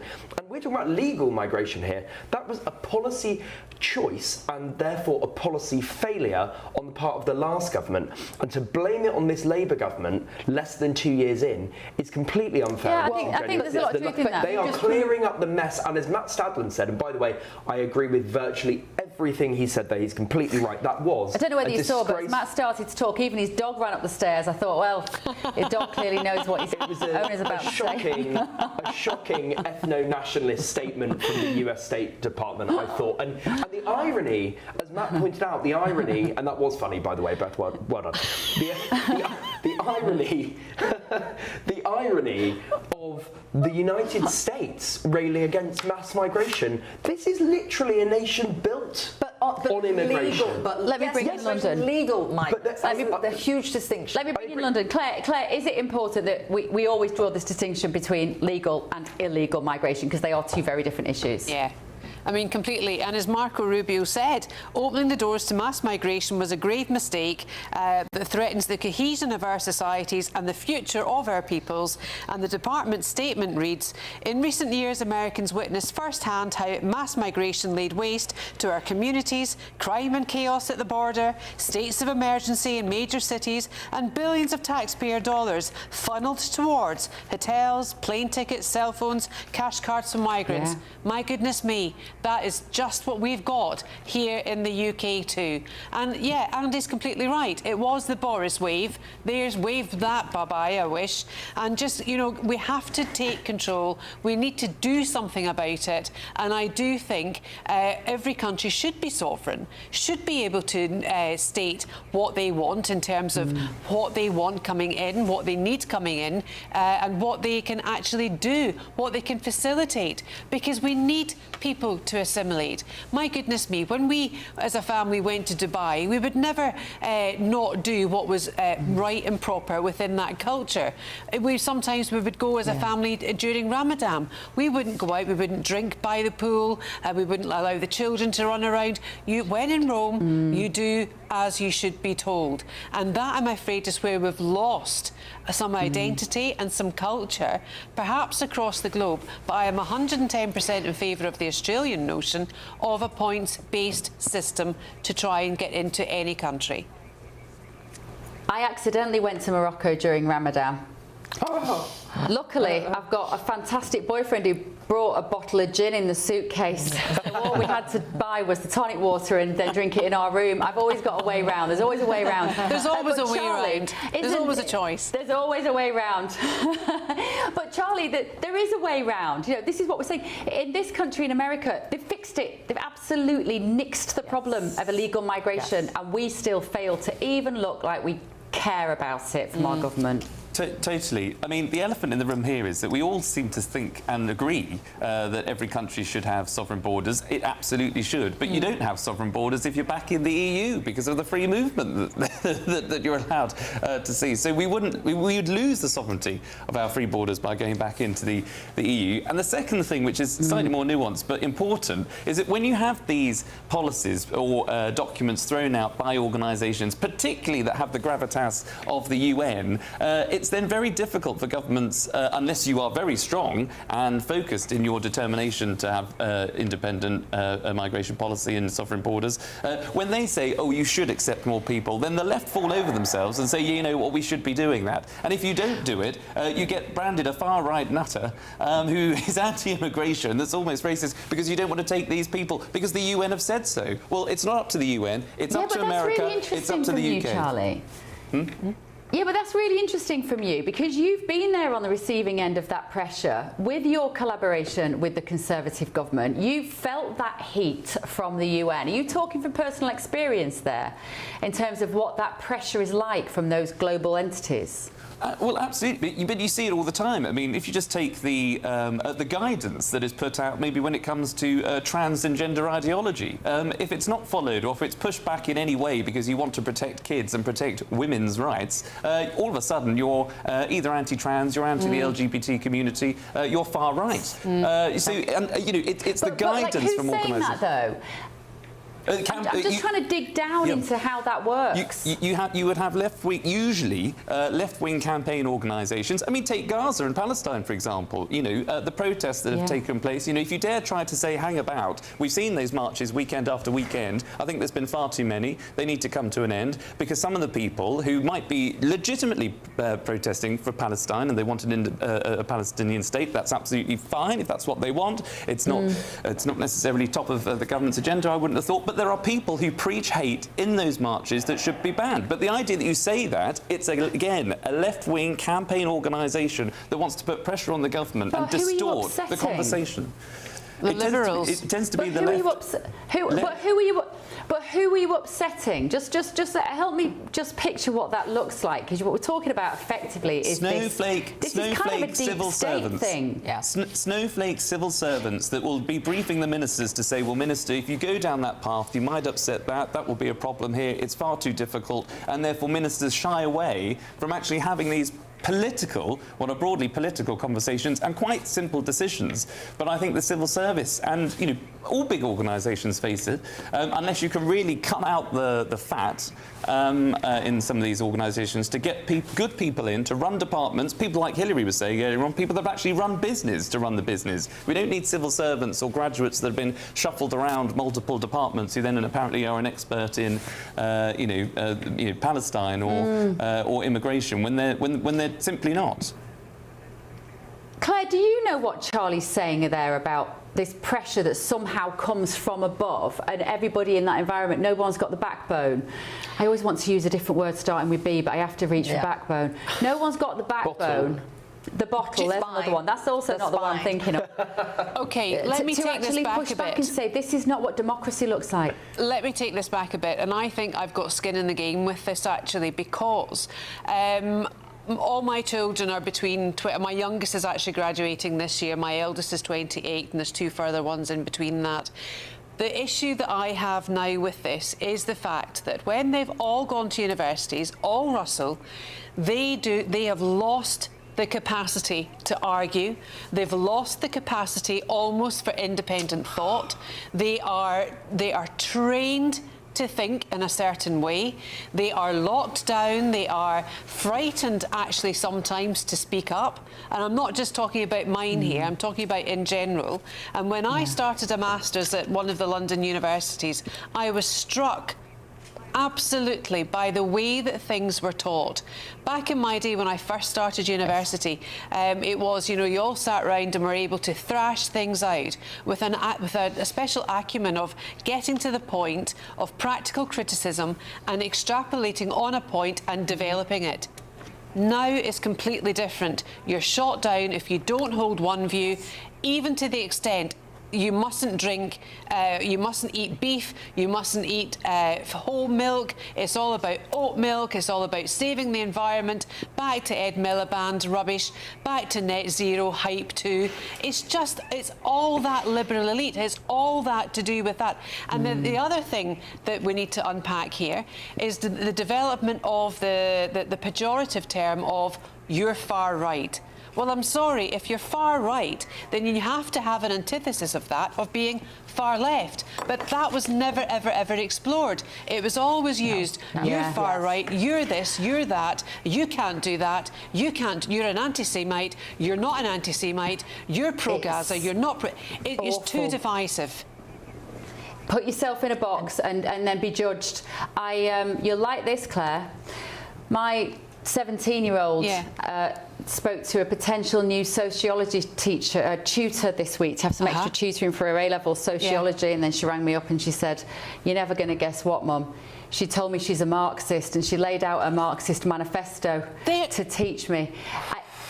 And she said, I didn't tell her my mum's in Washington DC interviewing Trump and working for GBNews.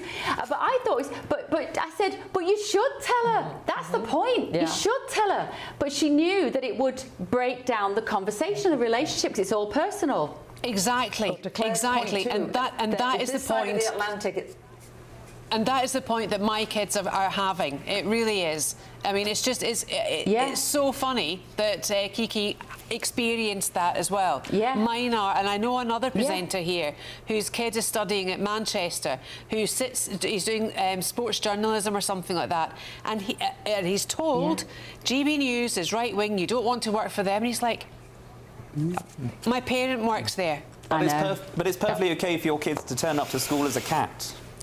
Yes. You know, and that's okay. As a furry. But it's absolutely fine. Both sides of the Atlantic, they're being told, they're being taught now not how to think, but what to think.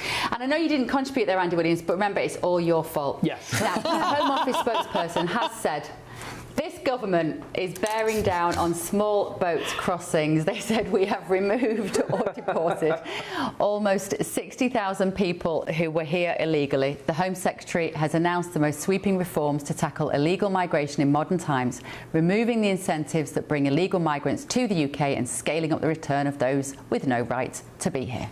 Thank you very much. Let me know your thoughts at home, gbnews.com/your say. Still to come this evening on The Late Show Live, the Princess of Wales has made her first overseas visit since her cancer treatment, and it seems that she has a new name too. We'll tell you in just a minute. This is The Late Show Live with Bev, only on GB News.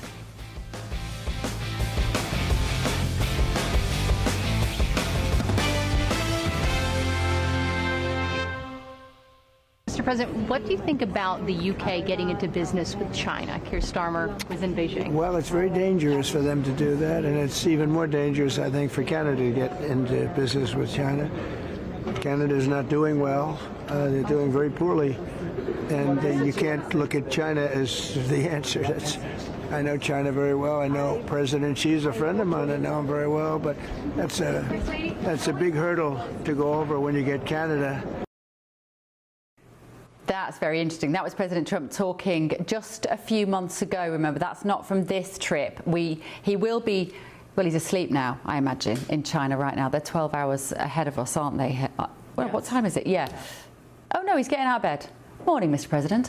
But that was him when he was in China just a few months ago, and he was talking about the UK doing business with China and that being a bad idea. Well, right now, as I say, he's probably getting up and having his coffee and preparing for crunch talks with Xi Jinping. Now, across the two-day visit, the leaders are expected to discuss issues including global tariffs, the war in Iran, and America's relationship with Taiwan. Now, also accompanying him on the trip, this is a bit unusual. There are a dozen global executives, more than in fact, global executives from banks, technology and engineering companies. Now, notably, Marco Rubio is also attending. Now, he is sanctioned by the Chinese government and has been since 2020. So let's speak now to geopolitical expert Harley Lippman on this potentially historic visit. Harley, thank you so much for joining us on this. So we heard President Trump there say that you should be wary of going into business with China. Will he change the rhetoric on that today, do you think? Oh, I think so, and good to see you, and thank you for having me. Yeah, this is extremely important because China and America are the two most powerful nations in the world. They're both superpowers, and having a dialogue at a minimum could only be seen as a good thing. Both have their own agendas. Clearly, I think you had mentioned a moment ago about tariffs. So that had irked the Chinese. And at the same time, China held hostage the world about their rare earth minerals. So you could have a win already if both sides not use either one, and that already could make a successful outcome just by that alone. Insofar as business leaders, I don't think it's as important as a lot of people think it is. That had been baked for weeks before. You know, you're not going to make a deal with people having jet lag in China over a two-day trip. It's been worked on, and that'll be good for the United States. It'll be good for China, another win-win. China's economy is doing very poorly. They've had the lowest growth in decades.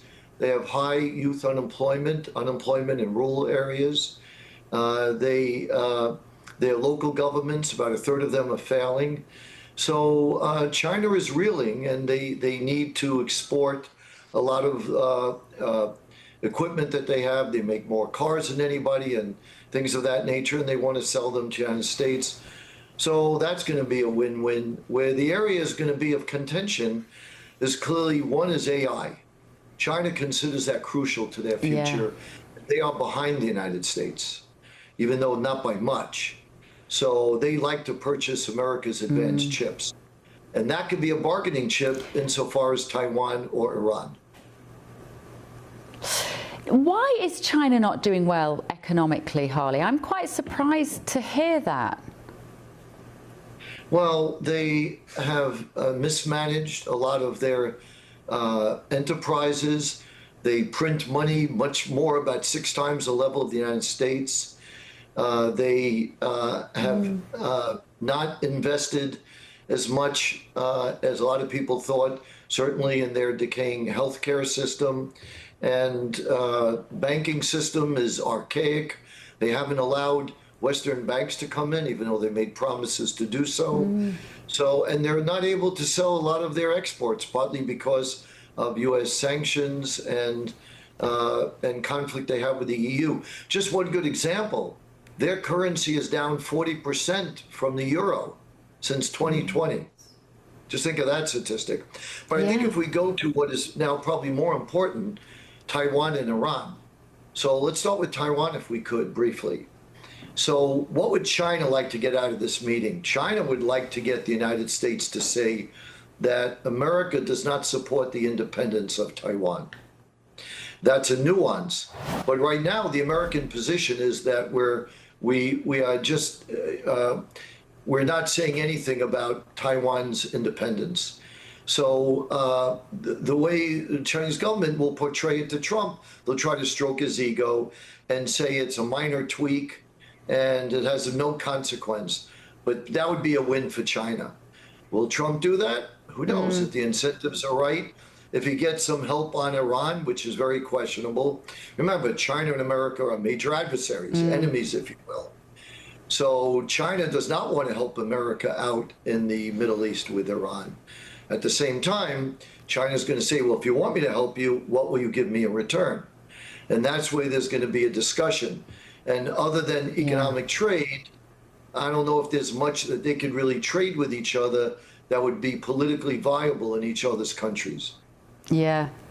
OK, Harley, good to see you. Great synopsis there. Harley Littman, their geopolitical expert. Let me come to my panel here on this. Marco Rubio, we were talking about him in the break. Yes. I think he's phenomenal, right. Hillary, and he's sanctioned by China. I can't remember why. It was in 2020. Was it COVID related? Why did they sanction him? Yes, it was, because he was one of the first proponents who talked about Wuhan. He talked about the planes leaving, and he talked about the fact that the Chinese knew, but he knew somewhat about all the theories about the Wuhan lab, and of course about, we've now known that's come out to be rather true about with regard to Fauci and all the funding. Well, that was today's hearing. We'll talk about that. Talk about that. Why this trip, I always say the easiest way to remember about this trip, I think, it's the 4 T's. President Trump is there to talk about trade, to talk about tariffs. The reason he's taken all these CEOs with him, it goes back to just linking these stories about what's going on in the UK. It's a whole bunch of politicians in the UK. Everybody's just squabbling. People aren't dealing with what matters. The business of a nation is business. Make money, give people jobs, raise people's standard of living. So President Trump is over there to talk about tariffs. He's talking about trade. He's talking about Tehran, and he's talking about Taiwan and Tehran. Those are the 4 T's that he's over there to deal with, and I think he's going to come away with, he's going to have some kind of concessions with regard to Taiwan. I bet you he's going to have the Chinese, who desperately need some of that oil coming out of Iran. So he's going to talk about Tehran and then trade. He's going to come away with some big deals. The prediction being that they'll agree to buy a lot of Boeing planes. That's why he has a CEO of Boeing with him. And with regard to tariffs, I think the Chinese want some kind of concessions. They want to do more business in the US. We feel like we should explain that picture of Marco Rubio in that grey tracksuit that we just put up there. If you didn't see social media today, you might be going, what is Marco Rubio doing in a grey Nike tracksuit? Now, this was posted by the White House today, and it's Marco Rubio in his casual flying gear. Now, I don't know if it's coincidental. I don't think it is. It's the same outfit that Maduro was wearing, if you remember, the Venezuelan president, when he got seized.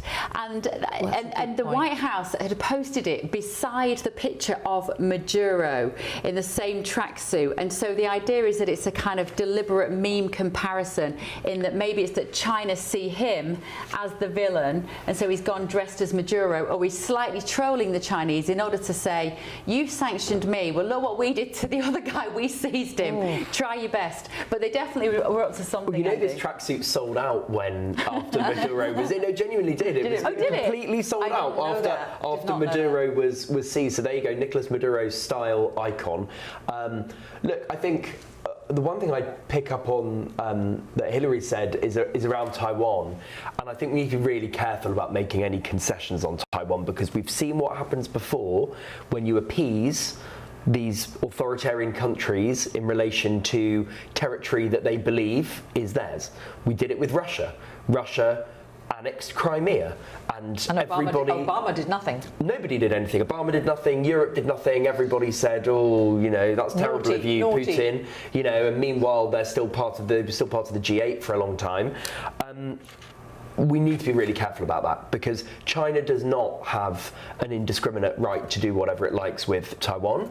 And Donald Trump may think that it's a faraway nation of which we know nothing, but it's very important that China can't just indiscriminately behave as they wish in their sphere of influence. I think that's how Trump sees the world. I think he's expressly trying to carve up the world into the United States sphere of influence in the West and say to China, you do you over there. But actually, you know, I think that's a damaging way to look at things, and we need to be really, really wary of the way that China behaves and breaks international laws and norms in all sorts of ways. We know they're spying on us.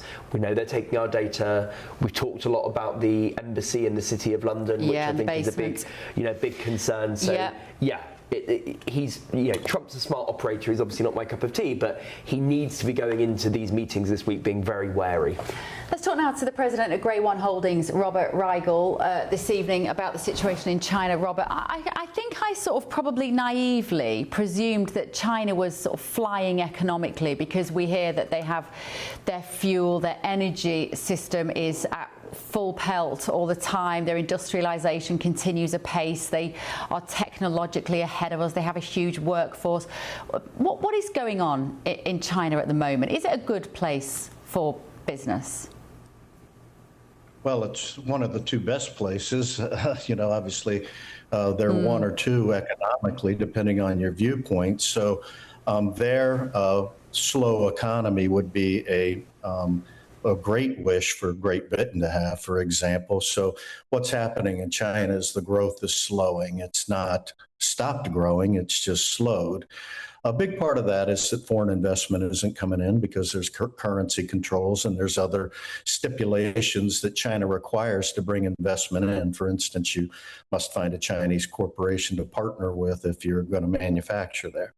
These are stipulations that you don't have in the U.S. And anytime you put any kind of controls on money and there's a better economy somewhere else, capital flees. It goes to where it's able to make, an earning quickest. And that's what you're starting to see here in China.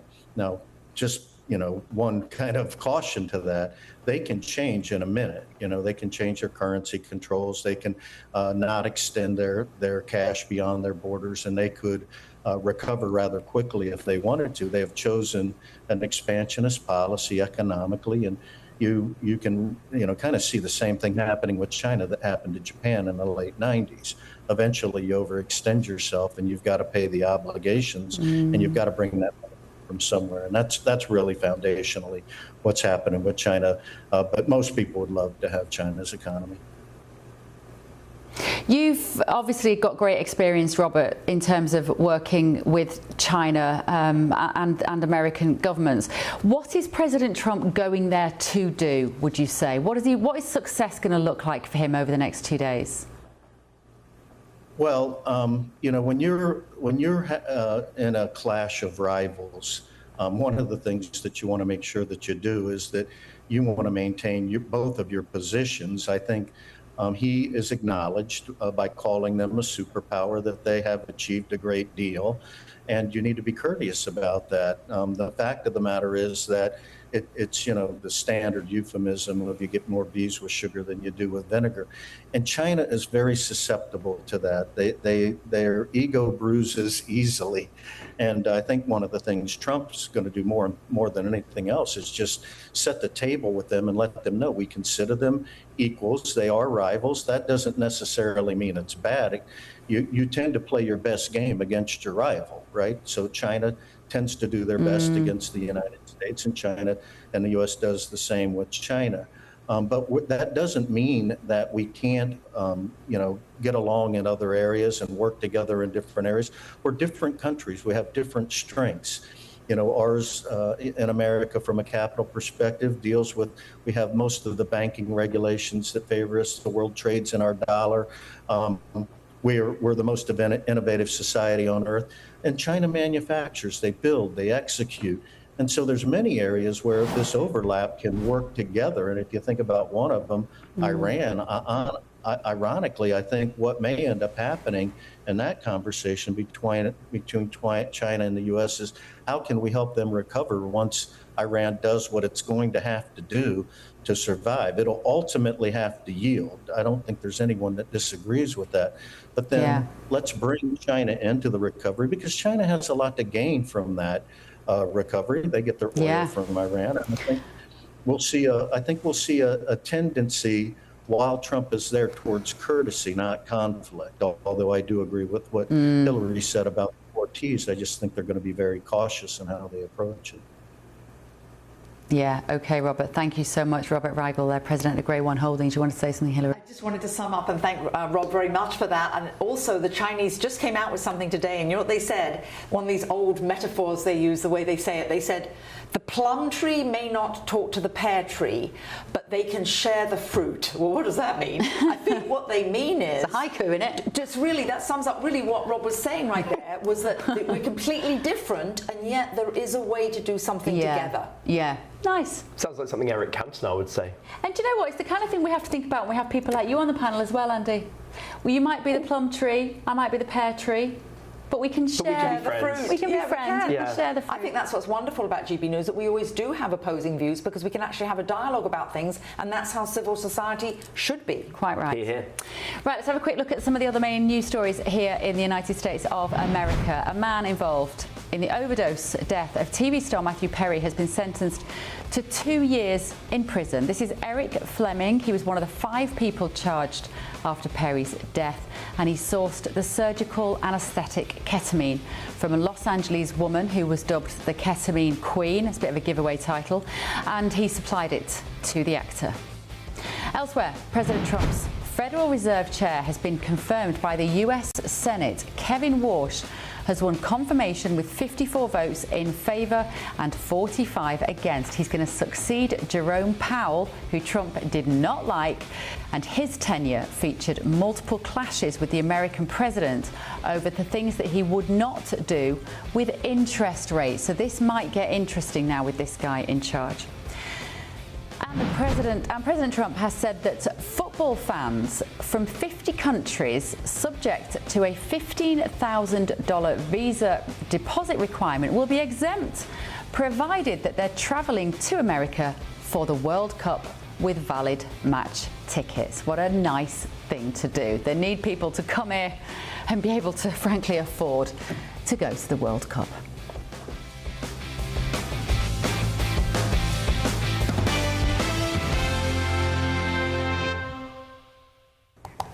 No ads, remember, but have a quick look. Still to come this evening on The Late Show Live. I had experience. I should have walked right into these corporate jobs, but I didn't. Why? Because Silicon Valley is flooded with people who will work for 2/3 of the price. Looking forward to this. Stephen Edgington has made an exclusive GB News documentary for our YouTube channel, and it reveals how secret Indian networks are ousting Americans and why it might serve as a warning to Britain. This is The Late Show Live with Bev on GB News.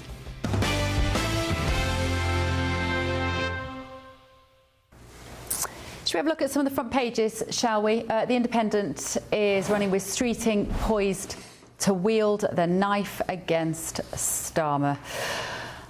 Yes, he really is. And then a picture of the King and Queen at the King's speech from earlier today. The Guardian, Streeting on manoeuvres, ready to launch leadership challenge today. Now that's probably the most reliable headline because it is the Guardian. They are going to know what Streeting is up to. They're going to have been briefed. They're going to know what is going on. It's a very straight headline, that, not judging anybody. Just standing by for the action. The Sun, they're leading with a street fighter. There we go, street fighter, and a gorgeous picture of the Princess of Wales, my fair lady, they're saying there. The Daily Telegraph, they're leading with Miliband to fight Streeting for number 10. And another lovely picture of Catherine, Princess of Wales, hugging one of the little girls in the Italian visit today. And the Daily Express are saying, finally, a move to bring down zombie Keir. That's the idea that he's running a zombie government now. They've got no power, they've got no authority in their leading man, and they have to step him down. Daily Mail, Streeting to ignite Labour Day of anarchy. They say, no pressure, we're streeting, but you've got to ignite a Labour Day of anarchy. Let's see what happens. You must turn into breakfast tomorrow morning from 6 o'clock. We will, of course, have every single twist and turn of this story on GB News all day tomorrow. And the iPaper, they're saying that Streeting is set to resign and will challenge the PM. The Metro, Wes for Prime Minister ? Again, everybody's looking at Wes Streeting here. And what strikes me, Andy, when we're looking at this is we've had Keir Starmer, whose name lent itself to so many nicknames and so many headlines. Starmer the Farmer Harmer. I mean, there was no gear Keir. No gear Keir. Yeah, you're right. No idea Keir. And now we've got Wes. Thank you, the Granny. Forgotten that one, Claire. The Granny Embalmer.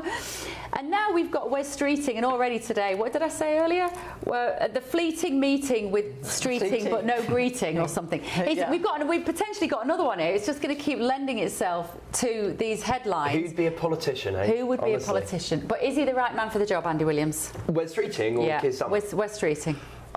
Look, I am deeply unenthused by the alternatives to Keir Starmer, and that's why I can't get excited about this imminent leadership contest, because I've already said I think Ed Miliband would be a disaster. I think Angela Rayner would be a disaster. I don't think Andy Burnham is this great swashbuckling political genius that he's somehow painted as. And I like Wes. Wes I think he's an excellent communicator. I think he's likeable. He has a great story. He's smart. He has ideas. And crucially, he's on my wing of the Labour Party. Having said that, what is he actually, the key thing he needs to do tomorrow morning, presumably he's going to give some sort of speech or statement, the key thing he needs to do is say how practically is he going to drive a different and bolder agenda than Keir Starmer. Right now, we have no idea.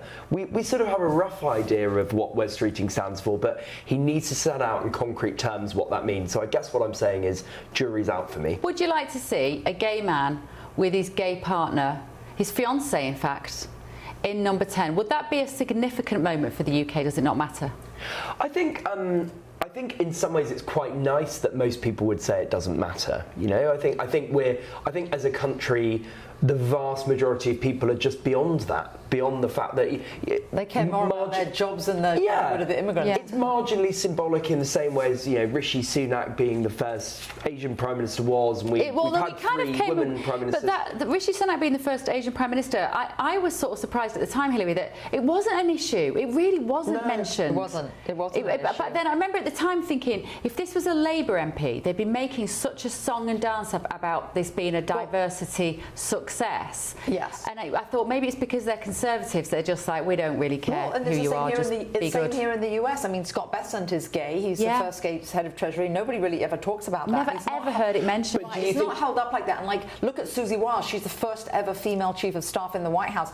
President Trump has more female leaders than any other president in history, and yet the left never acknowledges that, never talks about that. More women that are in power than have ever been there. So I think that's something. I think it's lovely. Personally, as a woman, I just like it to be there when you're brilliant and you're just in the job. I don't think it should be there as a token. I do wonder though whether a gay man could win the presidency of the United States today. I think that is a bit more of an open question. Yes, well, and then also when we were talking about this earlier in the break, which is in the UK, to have the first minister, it's not like the first lady here, to have the first spouse be gay, it's not the same sort of role. You don't have it like the first lady.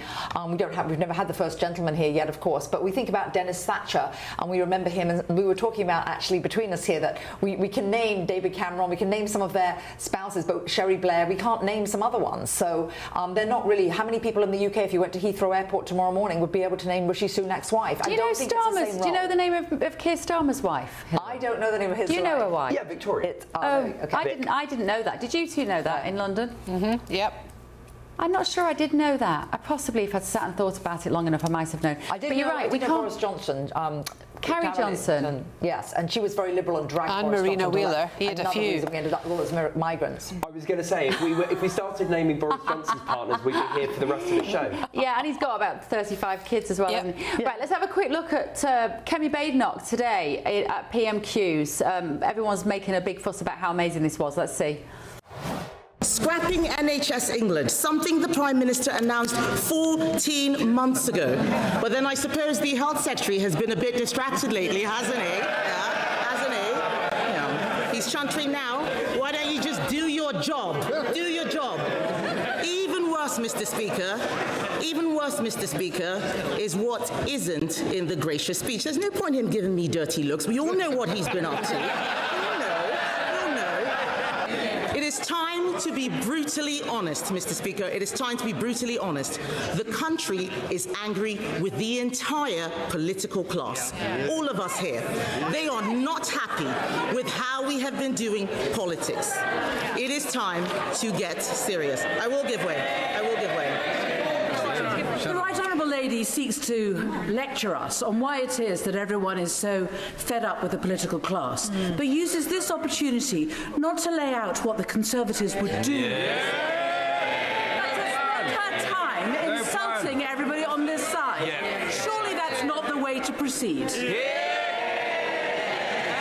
Oh, I'm not done yet. There is plenty more coming.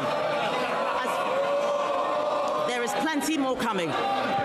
And the honourable lady says she's getting a lecture. She is getting a lecture. She is getting a lecture. We're all getting a lecture because we are legislators of the United Kingdom. Banned from pubs, banned from hairdressers, which is presumably why all the women on the front bench have the same hairstyle. What does she mean about banned from hairdressers? I don't understand that. Claire, what's she talking about? I didn't quite catch the end of that there, but I thought her rebuttal to Emily Thornberry was just spot on.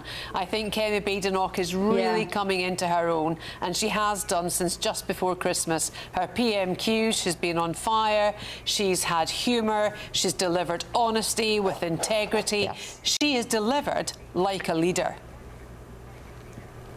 What does she mean by they can't go to the hairdressers? This is the fact that about 75% of the women in the cabinet have identical haircuts.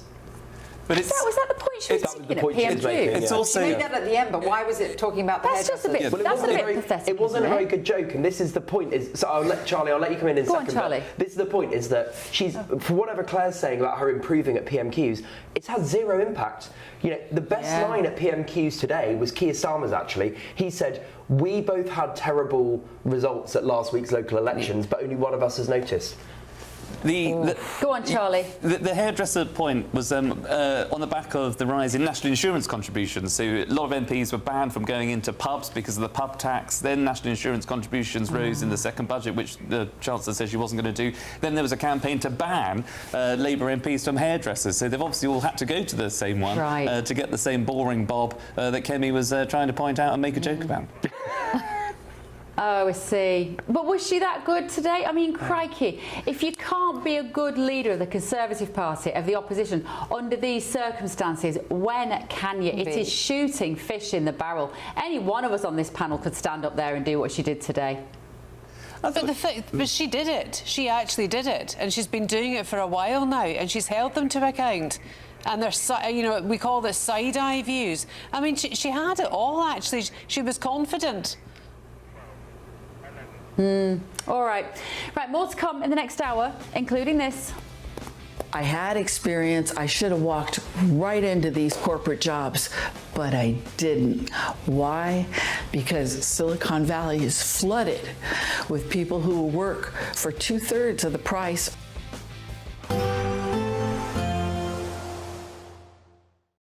Today, clouds overhead. Total zen within. Boxed Solar sponsors the weather on GB News. Hello, good morning. Welcome to your latest GB News weather update brought to you from the Met Office. Another day of sunshine and showers to come today, though the sunshine is going to be fairly limited, unfortunately, and so it's going to feel quite cool again for the time of year. We've got a brisk northerly wind that will be pushing through those showers. Some of these could be fairly slow moving across more southern areas. They bring a risk of hail, lightning, as well as thunder, so do take care if you're travelling. They may bring quite a lot of rain in a short space of time. So with that northerly wind, it will feel much colder than these temperatures suggest, for many of us feeling much more like single figures, which is a little bit below par for the time of year. And that chilly theme will continue through the rest of this week, though this evening the showers will tend to slowly die away and the winds will ease.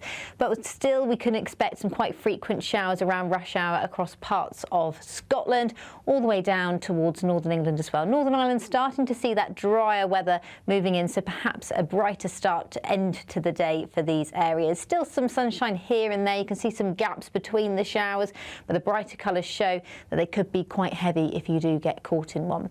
Those showers do tend to die away into the evening, though, with clearer skies developing quite widely, particularly across western areas. It's the northwest that will be the chilliest overnight tonight. Meanwhile, across the east, we've got an area of low pressure bringing more in the way of rain and cloud to eastern coast. So slightly milder here, quite a lot of cloud around, but still a cold northerly wind coming down the North Sea here. So for Friday, I think for most of us it's going to be a drier day with high pressure coming in just for a time. So that means fewer showers, not entirely dry. You can see there's still a few showers here and there, particularly across the south coast later in the day. And across the east, it will still feel chilly with that northerly wind persisting into the afternoon. So temperatures here closer to 10 or 11 degrees. Have a great day. Bye-bye. Today, clouds overhead. Total zen within. Box Solar sponsors the weather on GB News. Britain deserves a newsroom that puts the facts and your voice first. Well, and that's what you get on GB News. Lively debates, lively conversation. And we're not afraid to hold power to account. And each other. So join me, Andrew Pierce. And me, Miriam Gates, for Britain's Newsroom, weekdays from 9:30 on GB News. Bo, they are under no illusion. Ray, are you a human trafficker? Boundless. I've had enough of the nonsense, and I'm not afraid to say it. Don't get us on the BBC. Every weeknight, I tear through the headlines. The smell of gasoline. Should we be worried about it? From Westminster madness to cultural war chaos. What we're going to do now is they are throwing things out the car as we speak. Get ready, Britain. Here we go. Patrick Christie tonight, weeknights from 9 p.m. only on GB News, Britain's news channel. From the school run to the home run, watch a new show for all of Britain. He can say whatever he wants. A straight talking show where all voices are heard. And, you know, when are we going to stop talking about smashing the gangs and actually do it? With the stories that matter from every part of our country. There's a bit of a crash landing there for your Chancellor. Bold, fearless and standing up for you. That's me, Martin Daubney, 3 p.m. till 6 p.m, weekdays, here only on GB News. The People's Channel, Britain's news channel. From cold mornings to warm family brunches, from football to tennis in the car, in the kitchen. GB News Breakfast is there with the stories you need and the conversations that matter. Anyway, let's talk business. Well, it has been a historic night in British politics. It's astonishing, isn't it? We're here again to start your day just right. GB News Breakfast. Every morning from 6 a.m. Only on GB News. Britain's news channel. Westminster's full of talk, but out here, it's the real world. Am I allowed to talk now? No, that's it. This is where it matters, real people and real lives. That's what politics is all about. In fact, has Trump made a good start? No. Straight answers, no spin, and just a couple of pints. How many fingers have I got up? About 10. So join me for Lee Anderson's Real World every Friday at 7 p.m, only on GB News. The People's Channel, Britain's news channel. Westminster, the ultimate clique. And you're fighting like rats in a sack. But here on the Camilla Tominey Show, we ask the questions the establishment media is too scared to ask. OK, let me ask you a straight question, because I know you're a straight-talking politician. Whether it's net zero, illegal immigration or law and order, nothing is off limits. You had the power then. Yeah, as I and say, now you've lost it. That's the Camilla Tominey Show, a politics show that's fearless. But no, let me finish my question if you don't mind, because it is my show. Sundays at 9:30, only on GB News, the People's Channel, Britain's news channel.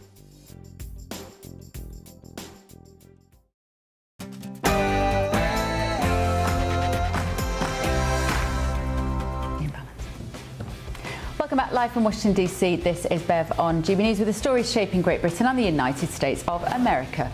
Brace for impact. Today is D-Day for the Prime Minister. Rumours are swirling that both Health Secretary Wes Streeting and Greater Manchester Mayor Andy Burnham will fire the starting gun on leadership bids.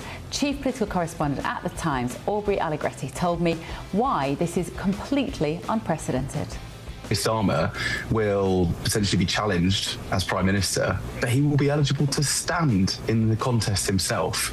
And it risks being seen as a massive distraction. So that, I think, is pretty unprecedented, even given the tumult of previous years.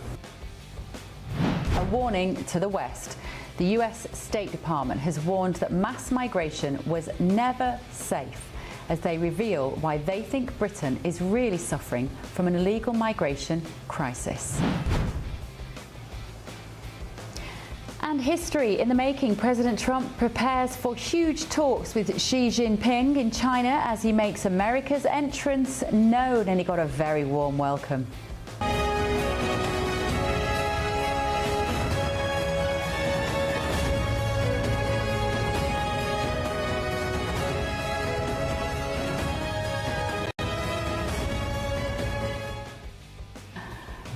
I just find it so entertaining. Exposed, a GB News documentary reveals how secret Indian networks are replacing American workers, and the warning being sent to the UK.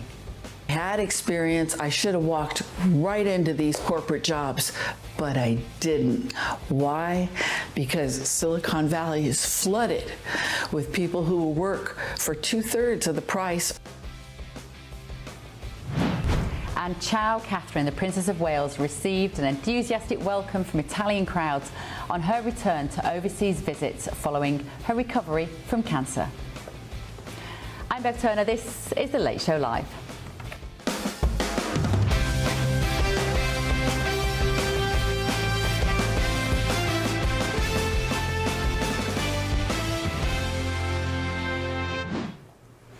My panel will be with me, of course, for the rest of this hour. But look who's joined me in the studio now. GB News' US correspondent, Steve Edgerton. Steve, so good to see you.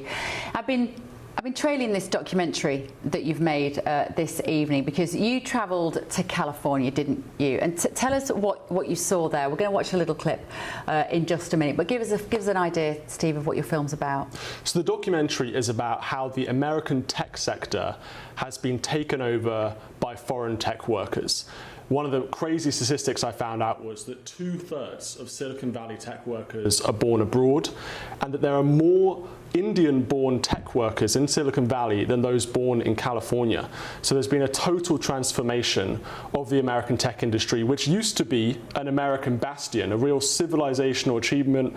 After the Second World War, you had all these incredible American engineers build these companies like Intel, Apple, and so on. And today, the industry is largely dominated by foreign tech workers. So I wanted to understand why this has happened and the impact that that has had on American workers and where they've been displaced by foreigners. Let's have a quick look, shall we? Have a listen. Let me just, I don't know if I need to put this clip in any context, but take a listen to this. Okay, so this is Mary. She's been looking for work for 2 years, and in her last full-time job, she was told to train her replacement, who, guess what, was from India. Here she is. How did it feel to be asked to train your replacement from India? It was crushing. You go broke. Personally, I had to move. I had to sell my wonderful, perfect gem of a home in Sunnyvale that was custom made for me. How long have you been looking for a job? 2 years. I had experience. I should have walked right into these corporate jobs, but I didn't. Why? Because Silicon Valley is flooded with people who will work for 2/3 of the price or even half price. Now, you might say, Stephen, the question is, was she any good at a job, right? I'm questioning, maybe she just needed to be replaced, but that wasn't the only story that she had like that, was it? Yeah, we spoke to lots of people like Mary who had similar experiences, and actually since releasing the film today, I've had so many people in my DMs having the same experiences with lots of anecdotes about how they were told to train their replacements from India, from other places, who then replaced their jobs. And a lot of people are struggling right now. And the reason for this is because these people are willing to work for much cheaper than Americans are, and they can use this H-1B visa, this temporary work visa, to legally replace Americans. So there's some estimates that H-1B workers will work for 16% less than Americans on average. Companies can save $100,000 per H-1B worker over 6 years if they hire someone from India or from abroad than hiring a local American. And this has displaced literally millions of people since the visa was introduced in 1990. So we spoke to someone who used to work at Google who had similar experience where he was training someone or people from the Philippines to replace his work, and also someone anonymously who was speaking to us who was at FedEx, whose entire team's jobs were sent to India. She was fired, and she'd been at that company for almost 2 decades, close to her retirement, and replaced. Let's have a look at the Google contractor you just mentioned. This is Stephen Vivian. Let's hear a bit of his story. They had objectives to outsource percent of work to the Philippines and to Ireland. Those were the two main spots. And I would have to train some of the people in the Philippines who were actually going to take my work. It felt dehumanizing and it felt humiliating in a way to think that Google cared so little about your investment as a worker on their product that they would just throw it, to any group that they thought might be able to do it.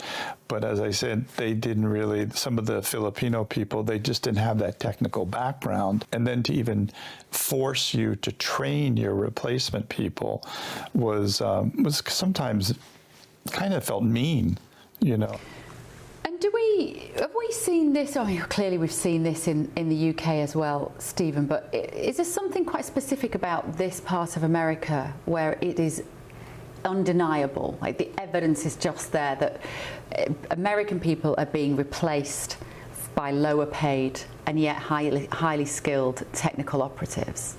I think it is quite unique to Silicon Valley and to the tech sector in the United States. Not just tech, other science and sort of STEM jobs have all been impacted again since 1990, since they introduced this visa and this legislation. So over this 30-year period, this is part of the reason why Donald Trump won, by the way. Yeah. It's because you have offshoring of loads of American jobs, whether it's in manufacturing or tech and sciences.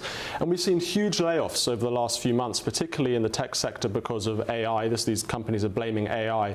115,000 people have been laid off in the tech sector this year in America. That's almost 1,000 Americans every single day. And yet these same big tech companies are still importing people from India, still offshoring jobs abroad. So I think there's a lot of people who are questioning, is this fair? Whilst you're laying off Americans and blaming AI, you're still importing thousands of people from abroad to take these positions where Americans could potentially do them. And the reason is the bottom line. The reason is these workers are essentially cheaper. They may not be as good as the Americans, but they're definitely cheaper and they save companies a lot of money. And I know your documentary, which you can see on the GB News, where can you see it? On the GB News YouTube channel. If you go onto our app, can you access it via the app? That's a good question. I don't know that. No, we don't. Neither of us. We do use the app every single day. But if I was going to look for your documentaries, I would go to our GB News YouTube channel. Apparently, you can also see it on the app. And I know you've been looking at the American situation. But what lessons are there, or what comparisons are there between what you've seen in America and what you've seen in the UK? I think there's a broad point that legal immigration can cause a lot of disruption for domestic workers. So suddenly you're in an industry where you face competition from hundreds of thousands or millions of other workers that you wouldn't have faced before. So if you're a young person trying to find a job, say you're just graduated from university in Britain or America, suddenly you may be up against hundreds of thousands of foreign people who have also graduated, who are willing to do the job for less because they come from much poorer countries, or they have lower standards of living, or they're willing to do these, they have a hard work ethic, they want to do these jobs. They're desperate to come to Britain to earn more money, and they'll happily work for much lower salaries. So with the same thing happening in Britain, and it's happening over the last 20, 30 years, you've seen millions of people come in, it just increases competition for jobs. And I know there's lots of people struggling. I know people in Britain still struggling, who are young people trying to find jobs. And when you import millions of foreign workers to do these things, suddenly you're up against them as well. So I think that's where the comparison is. And I know that Keir Starmer is looking to do these deals with the European Union to allow EU students to come to Britain, and to also to allow British students to go to Europe. Now, I think Starmer has to remember the impact this will actually have on graduates in the UK, because suddenly, again, you're opening up the labour market to, say, lots of Spanish students who are unemployed and so on. So I think this is really an issue in Britain and in America. Yeah. You've been living here in the US on behalf of GB News for longer than myself and Ben Leo have. Broadly, Stephen, what do you see when you're here? What strikes you about the comparisons that we're seeing, particularly under President Trump and Starmer in the UK, which obviously is chaotic at the moment? But what lessons have you drawn from being here politically? I think there are some interesting comparisons, and as you know, Bev, I'm interested in the issue of immigration. This is the reason I wanted to make this film. And actually, in Britain and in America, they have similar problems, not just when it comes to the economic and the kind of job market, but also the cultural side of things. I made a film in Dallas where they have a huge number of Muslims living there, lots of mosques popping up. I think there's more than 400,000 in the state of Texas. And also in Dearborn in Michigan, they have America's only Muslim majority city, and they have a Muslim mayor, a Muslim council. And one of my very first documentaries I actually did out here 2 years ago was going to Dearborn and interviewing locals, interviewing both the Muslims and the sort of local previous population, and discussing how they've culturally changed the town. You see people, young children wearing burqas.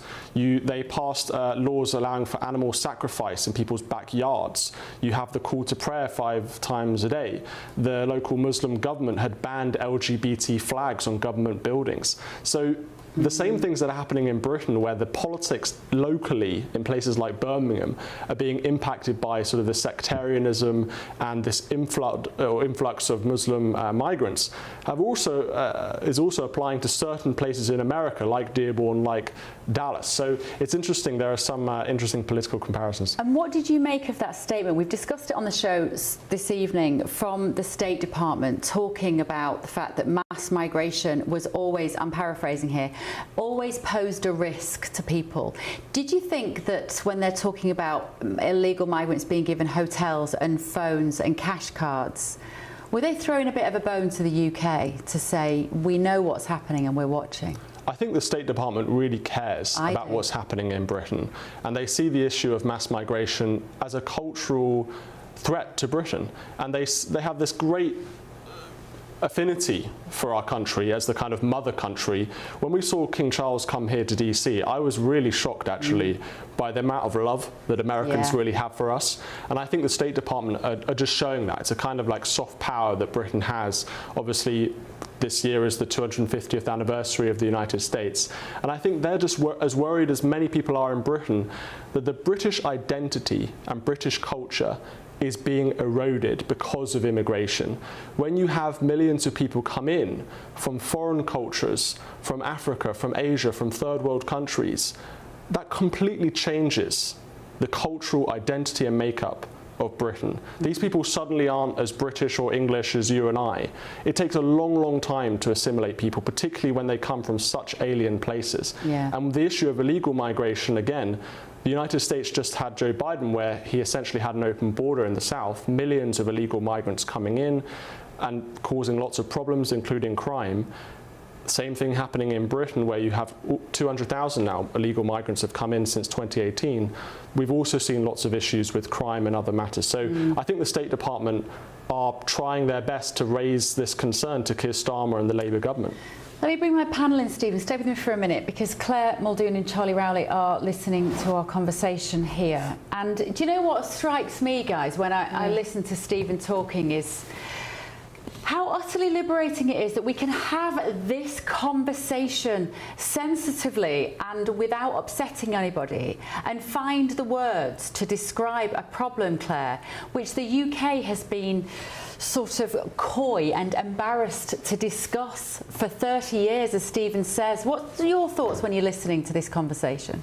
Well, I'm really pleased that Stephen has taken the time and effort to make this documentary for GB News. And I think the access, regardless of where you get it, either from the app or the YouTube channel, I think it's imperative that it is watched. But also to bear in mind, in Silicon Valley at the time post-COVID, a lot of the high-tech, a lot of the high fintech earners moved out and left especially San Francisco a mass with homelessness, drug addiction, etc., etc. And now we can talk about, we can open up this Pandora's box of ageism, of cheap import, of cheap labour, of cheap migration, and on this H-1B visa that they've been using for the past, what, 20 years? This is what happens when you get in cheap labour. This is what happens. It started in this country with the sending away and the offshoring of call centres, and now it's coming back to bite British businesses in the bum, because people do not want to talk to someone that is miles away, that doesn't have a hold that you can get cut off for. It's almost faceless. You know, that's why a lot of the call centres in this is. country were set up with northern accents, because the psychology behind that is it's the most trusted accent. Yeah. People feel, you know, they feel at home, they feel entrusted to it. And it's criminal, in my view, that if people in America are being made to train up other cheaper labour to then be discarded themselves, that is abhorrent. Now, moving back to this country then, I know at least we've got a protection law of redundancy. If you make someone redundant, it means the post is redundant, not the person. Perhaps that's something we should tighten up. I don't know, but it gives me quite... It makes me quite... It's a very good point. Careful for the future. Yeah, no, it's a very good point. And talking of call centres from the north, I'd just like to put a little shout out to First Direct, who's I've been banking with for 30 years now, because I think they're absolutely incredible for that reason. Because I know I can pick up the phone and I can talk to a normal, an English person, and I'm so sorry if that upsets anybody, but it matters, because Charlie, it's these kind of incremental, small changes to our day, which involves us having to speak to people from other countries in a way that it's just they can't understand me either. It's not a one-way street. They can't understand me, I can't understand them. This is one of the problems with what we talk about, this globalist shift towards commerce, isn't it? And Charlie, come on, I'm just waffling on here. Go on, tell me what you thought about the conversation. You're absolutely right, but this goes back to basically what we were trying to say earlier on, where let's start at the beginning. You know, if you had a problem with immigration, or if you were worried about immigration in a particular way, if you dared talk about it, you were deemed far right. Now, until it gets too late, where you see, as Stephen was saying, some of those other things that have crept into local communities, where the people having their own sets of laws, their own sets of ways of doing things that are below the surface or not exposed, until the minute where you get a documentary like this, where Stephen, as he was saying, his DMs exploded with people saying, yeah, this is happening, but we feel that we are not able to talk about it. We haven't been able to speak out because of the fear of the backlash, or the culture, or the way in which we are told by opinion polls where public opinion is, and therefore then politicians on top of that say, no, the public want this particular kind of policy. They're all pro-immigration. If you dare speak about it, you're far-right racist. That's never the case. But when you have those kinds of extremist pressures, but you know, to the credit of this documentary, you know, it's shone a light on a desperate situation where people are effectively being undercut. Okay, there's capitalism in there, there's a market in that, but protections for local people and jobs where they just seem to be going abroad, local laws or the laws of the land that are going to, you know, different cultures are living in a completely different parallel universe to the way in which America should be living, in the way in which British values should be upheld here in the UK. These things need to be talked about, and it's only until you get people like Stephen in this documentary that shine a light on those issues, then we can have a conversation about them, and that is the beauty of free speech, where it has been for far too long so oppressed. I think it's also going to have an impact on education. Yeah, I'm sure it's just because we haven't got Stephen for that much longer, but how aware are you, Stephen, of that sort of sense of responsibility of making a documentary like this in order to empower people to be able to speak up about something that they feel is important? I think in this specific case, this is an issue that I think is underserved in the US media, and I was so glad that GB News gave me the opportunity to make this film and go out and film this on this very important matter. I've had, as I said earlier, I had a huge response online from lots and lots of people saying, thank you so much for making this film, because this has happened to me. I've lost my job was sent to India. I was told to train my replacement, and it's humiliating and it's wrong. And it's morally wrong, and the American government has a duty to do something about it. So I'm glad that as a journalist I was able to report on this story, which seems fairly controversial in some ways, because when you focus in particularly on the aspect of, you know, this is really an Indian takeover of so much of Silicon Valley. There are people who accuse you of, you know, maybe soft bigotry or things like that. And actually, no, this is an important issue to focus on. Immigration is a legitimate concern of many people. And if there are millions or hundreds of thousands of Americans who are out of jobs because of the importation of cheap labor, that is a story that we have a duty to report on. Would there be an equivalent Late Show Live being filmed now in India, with a lot of Indian people sat around discussing how Americans have gone over there and taken their tech jobs, Stephen? I very much doubt it. I think that in India, they have seen a huge increase in the number of jobs actually going to India from the United States. So I imagine on their Indian Late Show Live, they're very, very happy. You know, they've had a great situation here. And also, the Indians who come over to the United States send back billions of dollars in sort of money back to their families and so on. Yeah. So there's this kind of flood of money coming from the United States to India in this huge tech revolution, and that will only continue. I was just picturing Indian Late Show Live, wondering how it differs to this one. I bet they've got better snacks. I can tell you that.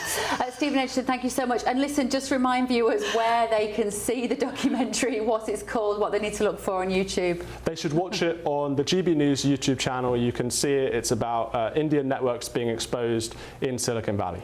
Okay, brilliant. Thanks, Stephen. Thank you so much. Now I need to give you a, look at that lovely picture there.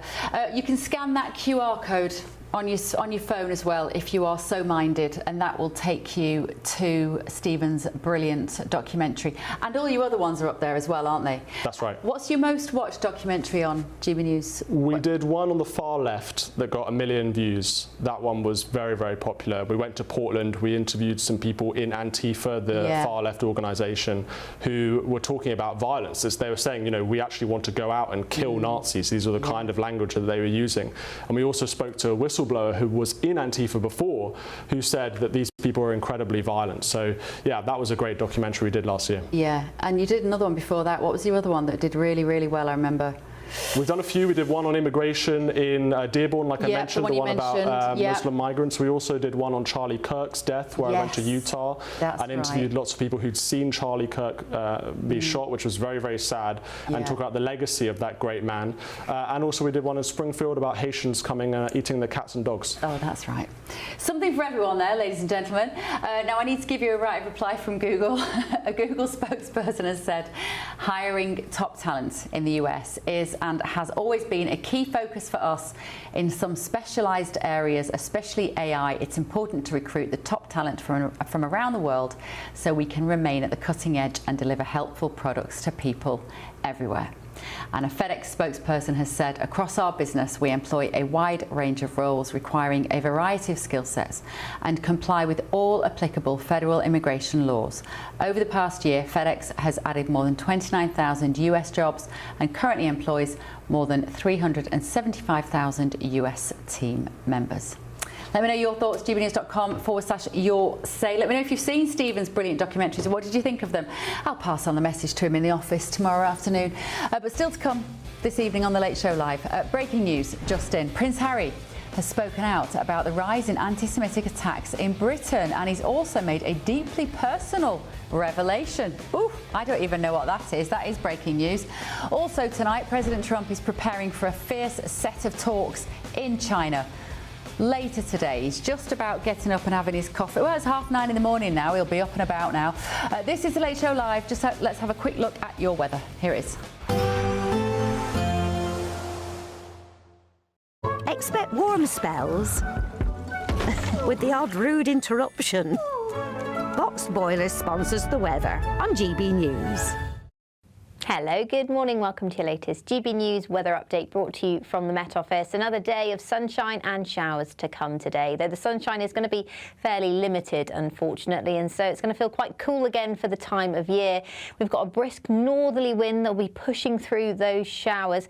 Some of these could be fairly slow moving across more southern areas. They bring a risk of hail, lightning, as well as thunder, so do take care if you're travelling. They may bring quite a lot of rain in a short space of time.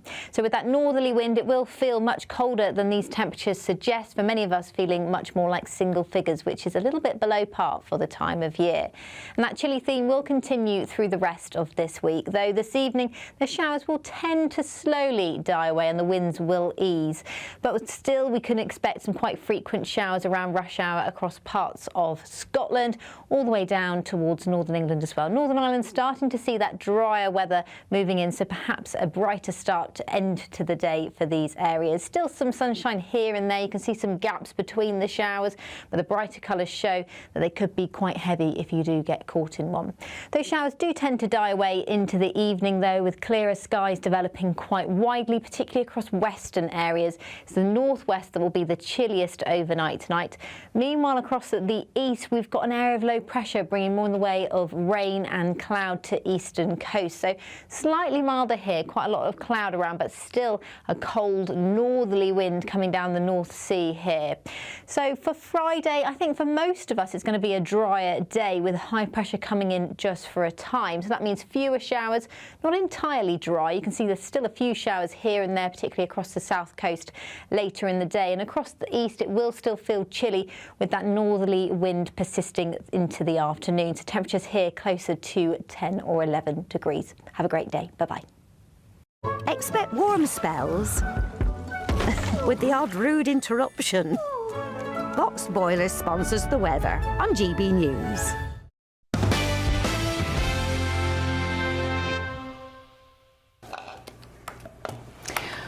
Welcome back to the Late Show Live with me, Bev. Now, the Princess of Wales has received a warm reception as she arrived in Italy for what palace aides have described as a huge moment following her cancer recovery. Over the course of her 2-day stay, Kate's itinerary included visiting preschools to explore innovative approaches to early years education. And the Princess arrived in Reggio Emilia, where she was presented with the Primo Tricolore, the city's highest honour, in recognition of her work championing early years educational opportunities. And in some breaking royal news just in, Prince Harry has spoken out about anti-Semitism in Britain, and he's claimed that he's learned from his own past mistakes decades after wearing a Nazi uniform to a party. The Duke of Sussex has penned an opinion piece in the New Statesman lamenting the deeply troubling anti-Semitism currently on the rise in the UK. Let me talk now to royal journalist and podcaster Kinsey Schofield. Kinsey, I'm sorry if I've just given away everything that you were here to tell me, but this is the first time hearing this about Harry talking about his Nazi uniform. That's a bit of a revelation, a little bit of self-reflection from Harry. That's rare. Oh, we'll take it this time, but don't forget that he blamed Prince William and Catherine in Spare for choosing that costume that night. I mean, if he's inching towards accountability, we'll take it. But you know, because that is a rare moment. But you know, I would love to talk to you about this because I disagree with him when he doesn't directly say Israel, but he is pointing the blame at Israel and saying that Israel has escalated things and created this problem for the Jewish community in the UK. There has been a documented rise in anti-Semitism in the UK since October 7th. You know, some large anti-Israel protests in London have included rhetoric and symbolism that many British Jews find incredibly threatening, including chants or signs like "from the river to the sea." I would argue that weak political leadership, inconsistent policing and policies, failure of integration and tolerance of extremist rhetoric have contributed to a climate in which anti-Semitism feels more socially acceptable there. And yes, it should be unacceptable, but do a little reading, Harry, the Manny of Montecito. In my opinion, illegal immigration from regions where anti-Semitic attitudes are culturally acceptable have contributed to increased anti-Semitism in the UK, particularly when combined with the poor integration policies I mentioned earlier, online radicalism and weak enforcement against extremist rhetoric. And Harry writing an opinion piece in the New Statesman, that feels like a slight change of direction for him. Do you think he wrote it himself, Kinsey? Oh, what an adorable... You know better than that, Bev. You know, to me, this is Keir Starmer's government, the same government that, according to Richard Eden of the Daily Mail, counseled Prince Harry on his Ukraine speech. You know, Israel is not perfect. Nobody's saying that. But Harry's on the wrong side of history here, in my opinion. Prince Harry is not a geopolitical influencer. He mentioned his Todger 14 times in Spare. If he wants to influence us on Elizabeth Arden Cream, I'd say he's more than qualified. But this guy is so far out of his depth here, it's embarrassing. Well, let's talk about something a little more pleasant. Let's talk about Catherine in Italy and the fact that, as usual, she did just a brilliant job. She's warm and looks amazing, and she didn't drop a ball, did she, again, Kinsey? She is. She's absolutely precious. You know, seeing Catherine in Italy, the Princess of Wales, it feels genuinely uplifting because this time in 2024, the public was facing so much uncertainty surrounding her health. I mean, 2024 was filled with fear, speculation, and concern about that cancer diagnosis. So now watching her confidently step back into this role on the world stage on a solo royal tour feels symbolic. It feels like resilience, recovery, stability. Yeah. And that's why we loved Queen Elizabeth so much, that stability she gave to us. And what makes this moment especially powerful is that Catherine isn't just returning to duty, she's returning with such grace and composure and almost this a renewed sense of purpose. There's this warmth and optimism around her appearance now because people understand how difficult the past few years have been. And Italy feels, you know, very much like a hopeful new chapter. Watching her engage with those small children, she's learned a little bit of Italian so she can talk to them. It warms your heart and it makes us excited for the future. Yeah. And I think I said when you were here just a couple of weeks ago as well, I really hope she enjoyed a weekend without the husband and kids.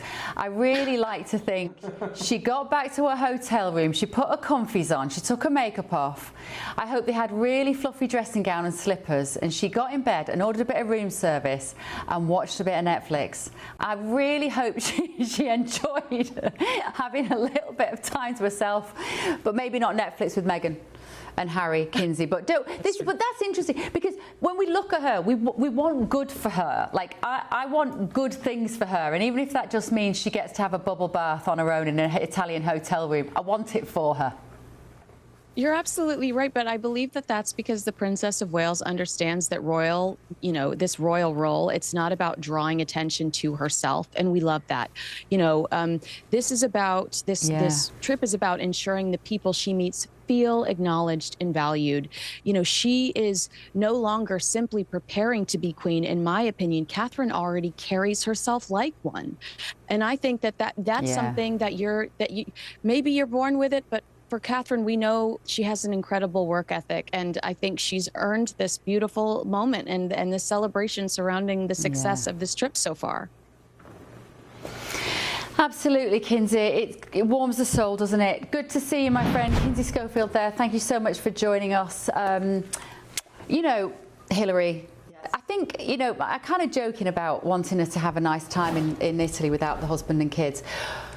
But the very fact that when I look at her, I want nice things for her, I want good for her. It will be so easy when someone has that much privilege for us to sit back and watch and be resentful and think, what have you done to deserve that? You don't feel like that with her, though, do you? Is it just me? You're absolutely right about that. I think that it's not just your opinion. I think you're voicing what the whole nation thinks because she's right up at the top of the YouGov polls. And that's what's so important because, by the way, Prince Harry, who did have an 82% approval rating, only second to the former Queen Elizabeth, he is now at the very bottom, and the only the only person that's under him is former Prince Andrew at 3%, but he has plummeted. Meghan's at 20% and he's at the bottom. So I think the opinion polls feel exactly the same as you, and I think the reason why she wears high street clothing, she buys regular clothes, she's not trying to be a celebrity, she's not trying to be something that she isn't. She is actually also dedicated to the duty of raising her children. I think her middle-class background has really served the nation well because she understands what really matters, and that is raising good children, the future king. For all that we all thought very highly of Queen Elizabeth, look at what happened with the divorces of lots of her children, and that wasn't necessarily her fault, it was a different era. So I think that Princess Catherine is very devoted to her family, which is her #1 priority. I actually don't don't think she loved being in a hotel room on her own for one night. I can tell you, when I was a working mother and travelling, I always missed my children. I bet she missed the children. But Just me, that's then. my guess. That's my guess. I think she enjoyed her bubble bath, yes, and I bet she missed the children. But last but not least, She's got three quite young kids. I like to think she got a box of chocolates and Netflix. And enjoyed herself. Okay, Yeah. yes. But last but not least, I think the most important thing is I think she's devoted to what matters to us all, raising a future great king. Yeah. That's what we need. Yeah, it's a very good point. Andy Williams, do you want good things for the Princess of Wales? Of course I do. She seems like a really lovely, warm person, and she's obviously been through a very difficult time lately. I mean, of course we could talk about the privilege and whatever, but actually the amount of pressure that these people are under is immense. I mean, living life in the spotlight, I wouldn't fancy it, and she obviously, you know, made a choice to marry into that family, and I'm sure she thought very seriously about how difficult her life would be in some ways. You know, the lack of privacy, the fact that everybody thinks they know you and wants a piece of you, and you can't go out without being photographed or filmed. So I think she carries herself incredibly well, and I'd just like to know who are the 3% of people in that YouGov poll who still approve of Prince Andrew. Yes, let's meet them. Do come in your say. That was him. That was him. How many times were you allowed to vote in that poll? Him and Sarah. Charlie, two royal stories there. Take your pick: Princess of Wales or Harry talking about anti-Semitism. Yeah, I mean, let's go with Harry, because, again, it never ceases to amaze me that for whatever, you know, rift he had with his family, the premise of wanting to leave the royal family, to walk away, to go to the US, was to get away from the media. And I know he's going through ongoing legal pursuits with the Daily Mail and probably Rupert Murdoch's group, so that rules out a lot of publications. No wonder he's ranked for the New Statesman, which, you know, has a very small circulation, I have to say. And I'm not being, you know, unkind to the New Statesman. They don't pay much either. They don't pay much. You might have got 100 quid for that column. But it's, you know, he hasn't got anything. But then to sort of bring up anti-Semitism by blaming Israel, the sort of, you know, the state for Jewish people. I mean, it's bizarre when in the UK we're seeing, as Kinsey was saying, a rise in anti-Semitism. You know, we've just seen multiple attacks on the Jewish community on the streets of London. Now is not the time to be wading in, I think, as say, for a far left or a left-wing magazine, you know, criticising the Jewish community, frankly. Yeah, Claire, what do you think of this? Like with Harry, though, is it a slight change of direction? He's going to start becoming a columnist. Oh, my goodness me, no, because I think he's subliterate, to be honest with you. He had a ghostwriter for spare, and even that was just ridiculous in itself as a piece of work. I mean, he's a piece of work, and he married a piece of work.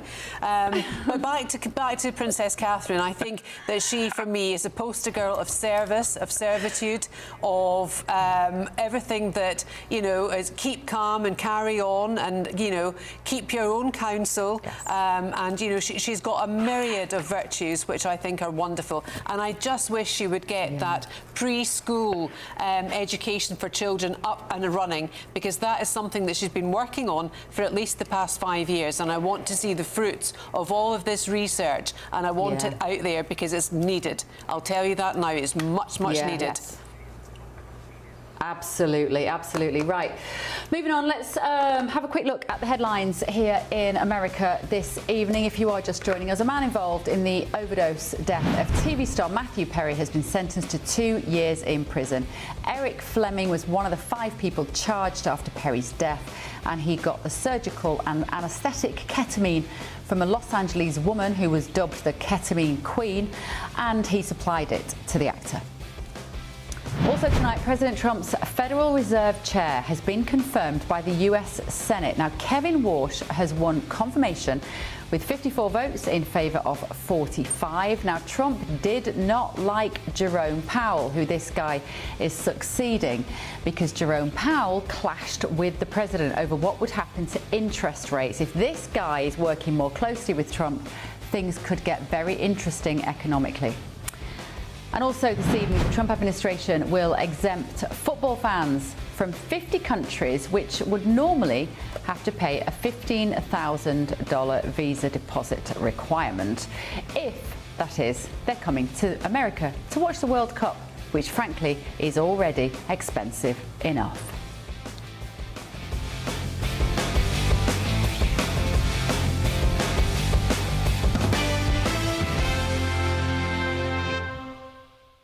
Mr. President, what do you think about the UK getting into business with China? Keir Starmer was in Beijing. Well, it's very dangerous for them to do that, and it's even more dangerous, I think, for Canada to get into business with China.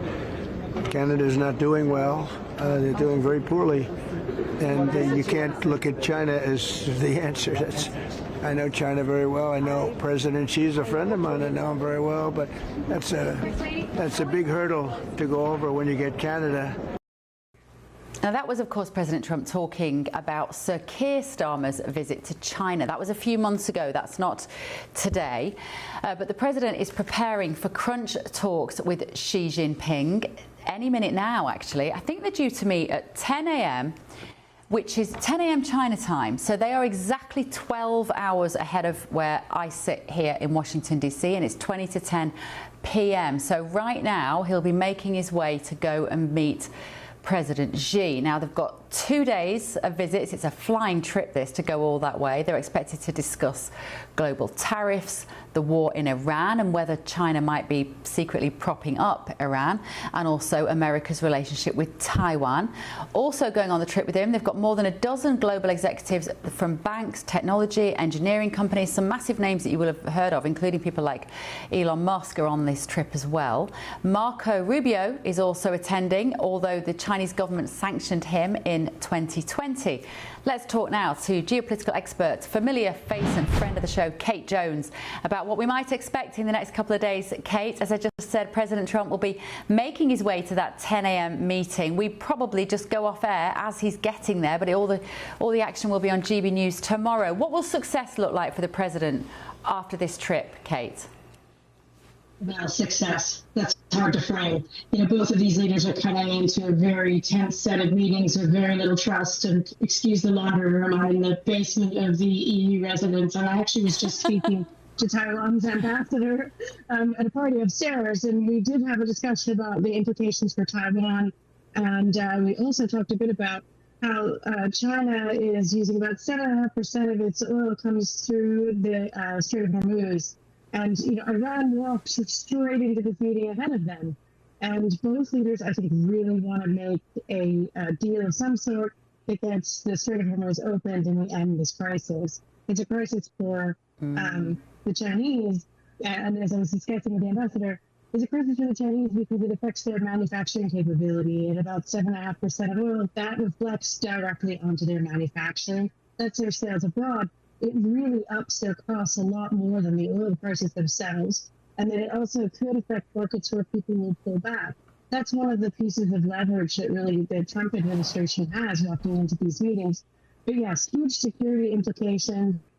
And then, of course, the sweetener is here's AI and dangling chips. Jensen's on that flight, went in with them on this trip. And so, also Boeing.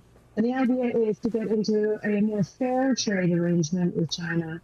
And this comes on the eve of a lot of changes. And as China kind of pulls off of its oil dependency at 85%, it's got nuclear power. So what we're looking at is a really tense moment in history between these two countries with like two double-digit billions of trade at stake. And they have to come to some kind of deal that they both really need. And then also Iran. Yeah. Kate, I will probably talk to you in the next couple of days. I will let you get back to your party now. I love the fact that you're in the basement of one of the embassies in Washington, D.C. That is your commitment to the Late Show Live. We really appreciate it. For a moment, I thought you were doing the laundry. I thought you were in your own utility room with the laundry basket behind you. I was thinking, wow, she really is the ultimate superwoman. She does have 7 children, by the way, ladies and gentlemen. She is absolutely incredible. Geopolitical expert Kate Jones. Kate, see you in the studio again very soon. Let's go to London and talk to the guys down the line about this trip to China. I can't wait to see how President Trump is in the company of President Xi, because you can kind of normally predict what he's going to be like. I think we're going to see the silverback Trump when he's in the room with Xi. It's going to be very different to what we saw with King Charles, don't you reckon, Claire? I reckon he's going to be very much the quiet man in that room on that sofa. He's not going to be in his own Oval House. He's not going to be surrounded by his own security in the sense of it's his home, it's his sofa, it's his room. He's very much abroad, and he knows that President Xi Jinping will be very much, you know, perhaps aggressor might be too strong a word, but we don't know what this is going to bring either. There's so much to discuss, not only the Straits of Hormuz, but also Russia, Ukraine, a lot of geopolitical issues going on there that Trump thinks that he's got in his hand the plan to stop it all. But in reality, he's not, because it hasn't. Does China have most of the power? Who knows? But we must remember that Biden sent Nancy Pelosi over to Taiwan as well. The relationship between China and Taiwan is still very fractious, and maybe China is looking to Russia, to what they've done to Ukraine, before they actually take on board what they might do to Taiwan. Yeah, we're looking at the live pictures here of Beijing. As I say, I believe President Trump's first meeting with President Xi is in about 15 minutes or so, so we may catch some of the arrival of that, Charlie. But all eyes are going to be on these two men now for the next 2 days, and I wonder whether it will give us a bit of light relief from Westminster for a couple of days. I don't know where we're going to look. I don't know which direction we're going to look in, Charlie. There's going to be so much going on, isn't there, either way? What do you think? Just I'll give you the question I gave to Kate, really, in terms of what does President Trump, what does he want to come back from China with? Well, first of all, just on Kate, if she was doing laundry, better off she's doing it after 7 kids in the US as opposed to the UK, because she wouldn't have a tumble dryer soon under the potential future Prime Minister of the United Kingdom, which she might need that. But look, yeah, this is, it's going to be an interesting one. I think you're absolutely right, Bev. He's going to be that sort of silverback politician. He's still going to want to own the room, play a little bit with President Xi, because they are the 2 biggest economic powerhouses of the world. But also, you're right, you know, back here we talk about the global risks, you know, the threats of Russia, China, Iran. The world is divided, and, you know, in that camp with Russia, China, Iran was also Venezuela. And so, you know, when you've now got, as you say, Trump and Rubio sort of going over there, which I thought, when I first saw him in tracksuit bottoms and top, I thought that was an AI image to begin with. I just completely flicked through it. I didn't think it was real. But, you know, they're going to I wouldn't have thought it was real if it hadn't come from... Yeah, if it hadn't... It was the White House's Twitter account. Otherwise, there's no way you'd have thought that was real. Yeah, no, exactly. It looked completely. I mean, but that's again AI and all this digital stuff. You know, with digital ID, my God, you know, it beggars belief. But I think they're going to have to. Trump is obviously going to have to play a certain game, because, you know, he's put tariffs on China before. He's taken them away. They're going to have to work together, and they do work together in terms of imports and exports in general, because they rely on each other. But let's see just what kind of reception Trump gets, and just how different I think he might be to seeing another head of state like he was with King Charles only last week. And do you know what I'm looking forward to, Andy, is the fact that he's going to have so many journalists putting microphones under his nose for the next couple of days. And some of them are British. Connor Stringer from The Telegraph, who's often on this show, has gone over to China, because this means we may hear from Trump about what he thinks is going on in Westminster in more detail than the call he had with me. Was that only yesterday? Day before, whenever that was, yesterday. Do you think he should be getting involved? Should Trump be commenting on the situation around Starmer in the UK in the next couple of days, do you think? No, he should be batting the question away as any other president in history would have done. We know that Trump has consistently expressed political views about other countries, tried to intervene in their affairs. I think it's completely unacceptable and anathema to the way that he should be doing things. A bit like J.D. Vance going to Hungary and campaigning for Orban, which was completely disgraceful. And Obama, of course, did say that if the British voted for Brexit, they could go to the back of the line trade-wise. So Obama did the same. Well, that was, I think that's a slightly different point, Hillary. But I hear what you're saying. Why? Sorry? Why is it different? Because that was an active discussion about what might happen to our global trading arrangements. Well, yeah, but I mean, look, he was just stating an objective fact about what trade would look like if we left the EU, Because he and would we know that it's penalise us. Yeah. But look, I think Trump and Starmer, I think, despite being extremely different personalities with very different politics, under those circumstances, I think they've built a reasonably good relationship. Yes, it's been rocky, obviously, but it was mutually beneficially expedient. Of course, and that's understandably that's Trump's entire MO, right? Which he should do with Xi, which is why he's gone over there. Which is why he's gone over there, exactly. So it'll be interesting to see what he says. But I think, like all of us, Trump should be careful what he wishes for if he thinks it would be a good thing losing Keir Starmer, because he might not like the next guy or gal very much. Well, I'm going to ask my favourite question of the week. Which of the candidates for the Labour Party would get on best with President Trump? Do you know what? Paradoxically, I think it'd be Rayner. So that's what all the clever people have said. That's the cleverest thing you've said all night, Andy Williams. Because I agreed with you. No, but I think you're right, because I think there's something about the fact that they're both very frank. They're both very they tackle the elephant in the room. I mean, it would certainly be great entertainment. It would be amazing entertainment. Yes. I would love to see that. I mean, in all seriousness, Miliband and Trump, that is a recipe for disaster. Because if there's one thing that Trump hates more than anything about, British policy, it's our energy policy, which is obviously what Ed Miliband's. It's his baby. And the idea that Miliband would go to the White House and start talking about, you've got drill baby drill next to green net zero scan, complete net zero zealot, which is what Ed Miliband is. Let's bring our London panel in. We're looking at the formalities in position here. I mean, you know what China's like. They've probably been stood there all night. Yeah, right. Not moving in. They've probably been there all night. We could do with a little bit of their discipline, couldn't we? It's 10 to 10 in the morning there in Beijing, and as I say, I think this first meeting is due to occur at 10 o'clock in the morning. Claire and Charlie, let me ask you my favourite question of the week. Which of these potential Labour Prime Ministers would get on best with President Trump? Claire? Well, Andy is taking the words right out of my mouth. I said to Charlie here in the studio, it would be obviously Angela Rayner, but for domestically, I think that would be a disaster. But for him, it'd be good. They're both ginger for a start. Very entertaining to watch. Yeah, it would be. Charlie, who do you think he would get on? Well, I don't know Wes Streeting. I'm sure you've met Wes. I've never met him. What would he be like in the Oval Office?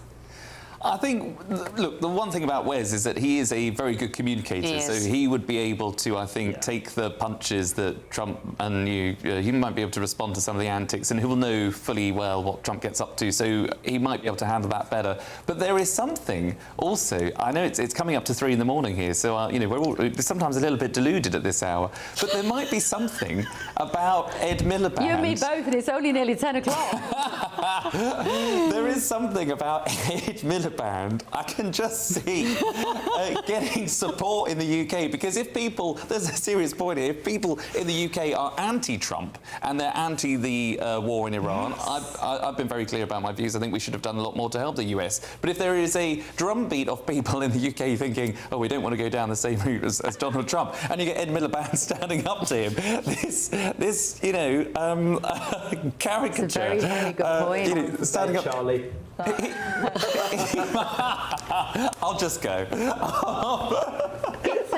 No, I think that is a really, really good. I think that is a really good point. It's a really good point, because actually, as we know, President Trump is very divisive in the UK. A lot of people can't stand it. He's actually not that divisive in the UK. He unites the vast majority of people against him. It's absolutely about the only thing the British people agree on at the moment is that they don't like Donald Trump. So well, they need to pay closer attention to what he's actually saying and doing, don't they, in my opinion? But yeah, you're right, they might vote in Miliband thinking he's going to come over here like a secret weapon and take on Trump. Oh, God help us. Right, we're looking at these pictures of Beijing. Make sure you turn into breakfast at 6 o'clock. It's only 3 hours. You might as well stay up, because we're going to have all the latest from China from 6 o'clock tomorrow morning and all day tomorrow. No doubt I'll be popping up in the afternoon to tell you what's been going on in America as well. Otherwise, I'll see you tomorrow night. Midnight in the UK, 7 o'clock here. Charlie, Claire, Hilary, and even Andy. Thank you so much. What an enjoyable show. Thanks, guys.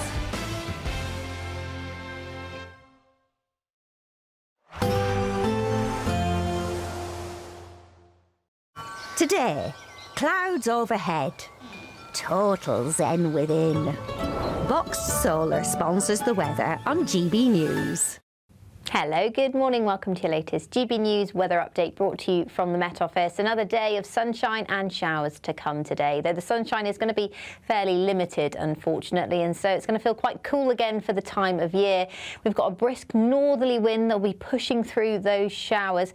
Some of these could be fairly slow moving across more southern areas. They bring a risk of hail, lightning, as well as thunder, so do take care if you're travelling. They may bring quite a lot of rain in a short space of time. So with that northerly wind, it will feel much colder than these temperatures suggest, for many of us feeling much more like single figures, which is a little bit below par for the time of year. And that chilly theme will continue through the rest of this week, though this evening the showers will tend to slowly die away and the winds will ease. But still, we can expect some quite frequent showers around rush hour across parts of Scotland, all the way down towards Northern England as well. Northern Ireland starting to see that drier weather moving in, so perhaps a brighter start to end to the day for these areas. Still some sunshine here and there. You can see some gaps between the showers, but the brighter colours show that they could be quite heavy if you do get caught in one. Those showers do tend to die away into the evening, though, with clearer skies developing quite widely, particularly across western areas. It's the northwest that will be the chilliest overnight tonight. Meanwhile, across the east, we've got an area of low pressure bringing more in the way of rain and cloud to eastern coast. So slightly milder here, quite a lot of cloud around, but still a cold northerly wind coming down the North Sea here. So for Friday, I think for most of us it's going to be a drier day with high pressure coming in just for a time. So that means fewer showers, not entirely dry. You can see there's still a few showers here and there, particularly across the south coast later in the day. And across the east, it will still feel chilly with that northerly wind persisting into the afternoon. So temperatures here closer to 10 or 11 degrees. Have a great day. Bye-bye. Today, clouds overhead.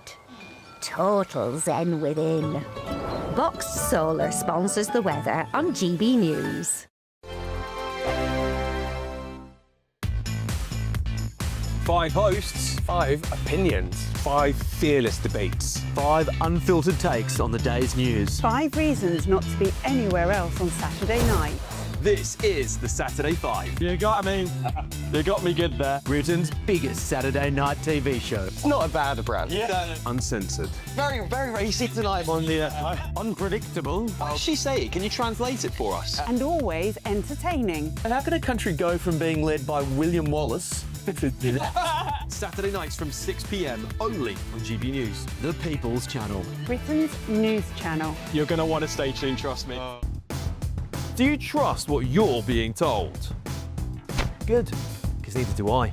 Those are just facts. I'm Alex Armstrong, and on my show, we'll expose the spin. Well, I want to answer that, because you didn't let me last time, because you always speak over me. The broken promises. To deny that is denying the truth. And the hypocrisy. We can allow.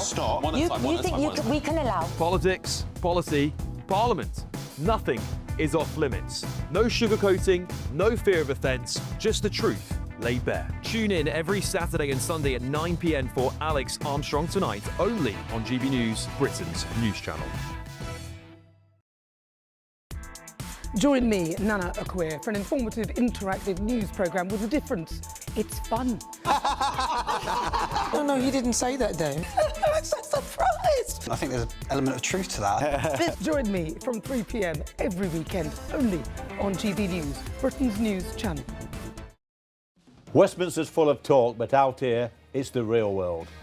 Am I allowed to talk now? No, that's it. This is where it matters, real people and real lives. That's what politics is all about. In fact, this Trump made a good start. No. Straight answers, no spin, and just a couple of pints. How many fingers have I got up? About 10. So join me for Lee Anderson's Real World every Friday at 7 p.m. only on GB News. The People's Channel, Britain's news channel. Breaking news, live updates, stories that matter. From the heart of the GB newsroom to every corner of Britain, with our team of dedicated journalists across the UK. GB News bulletins are there to deliver the latest news that matters to you. Bulletins on GB News, the People's Channel, Britain's news channel. From the school run to the home run.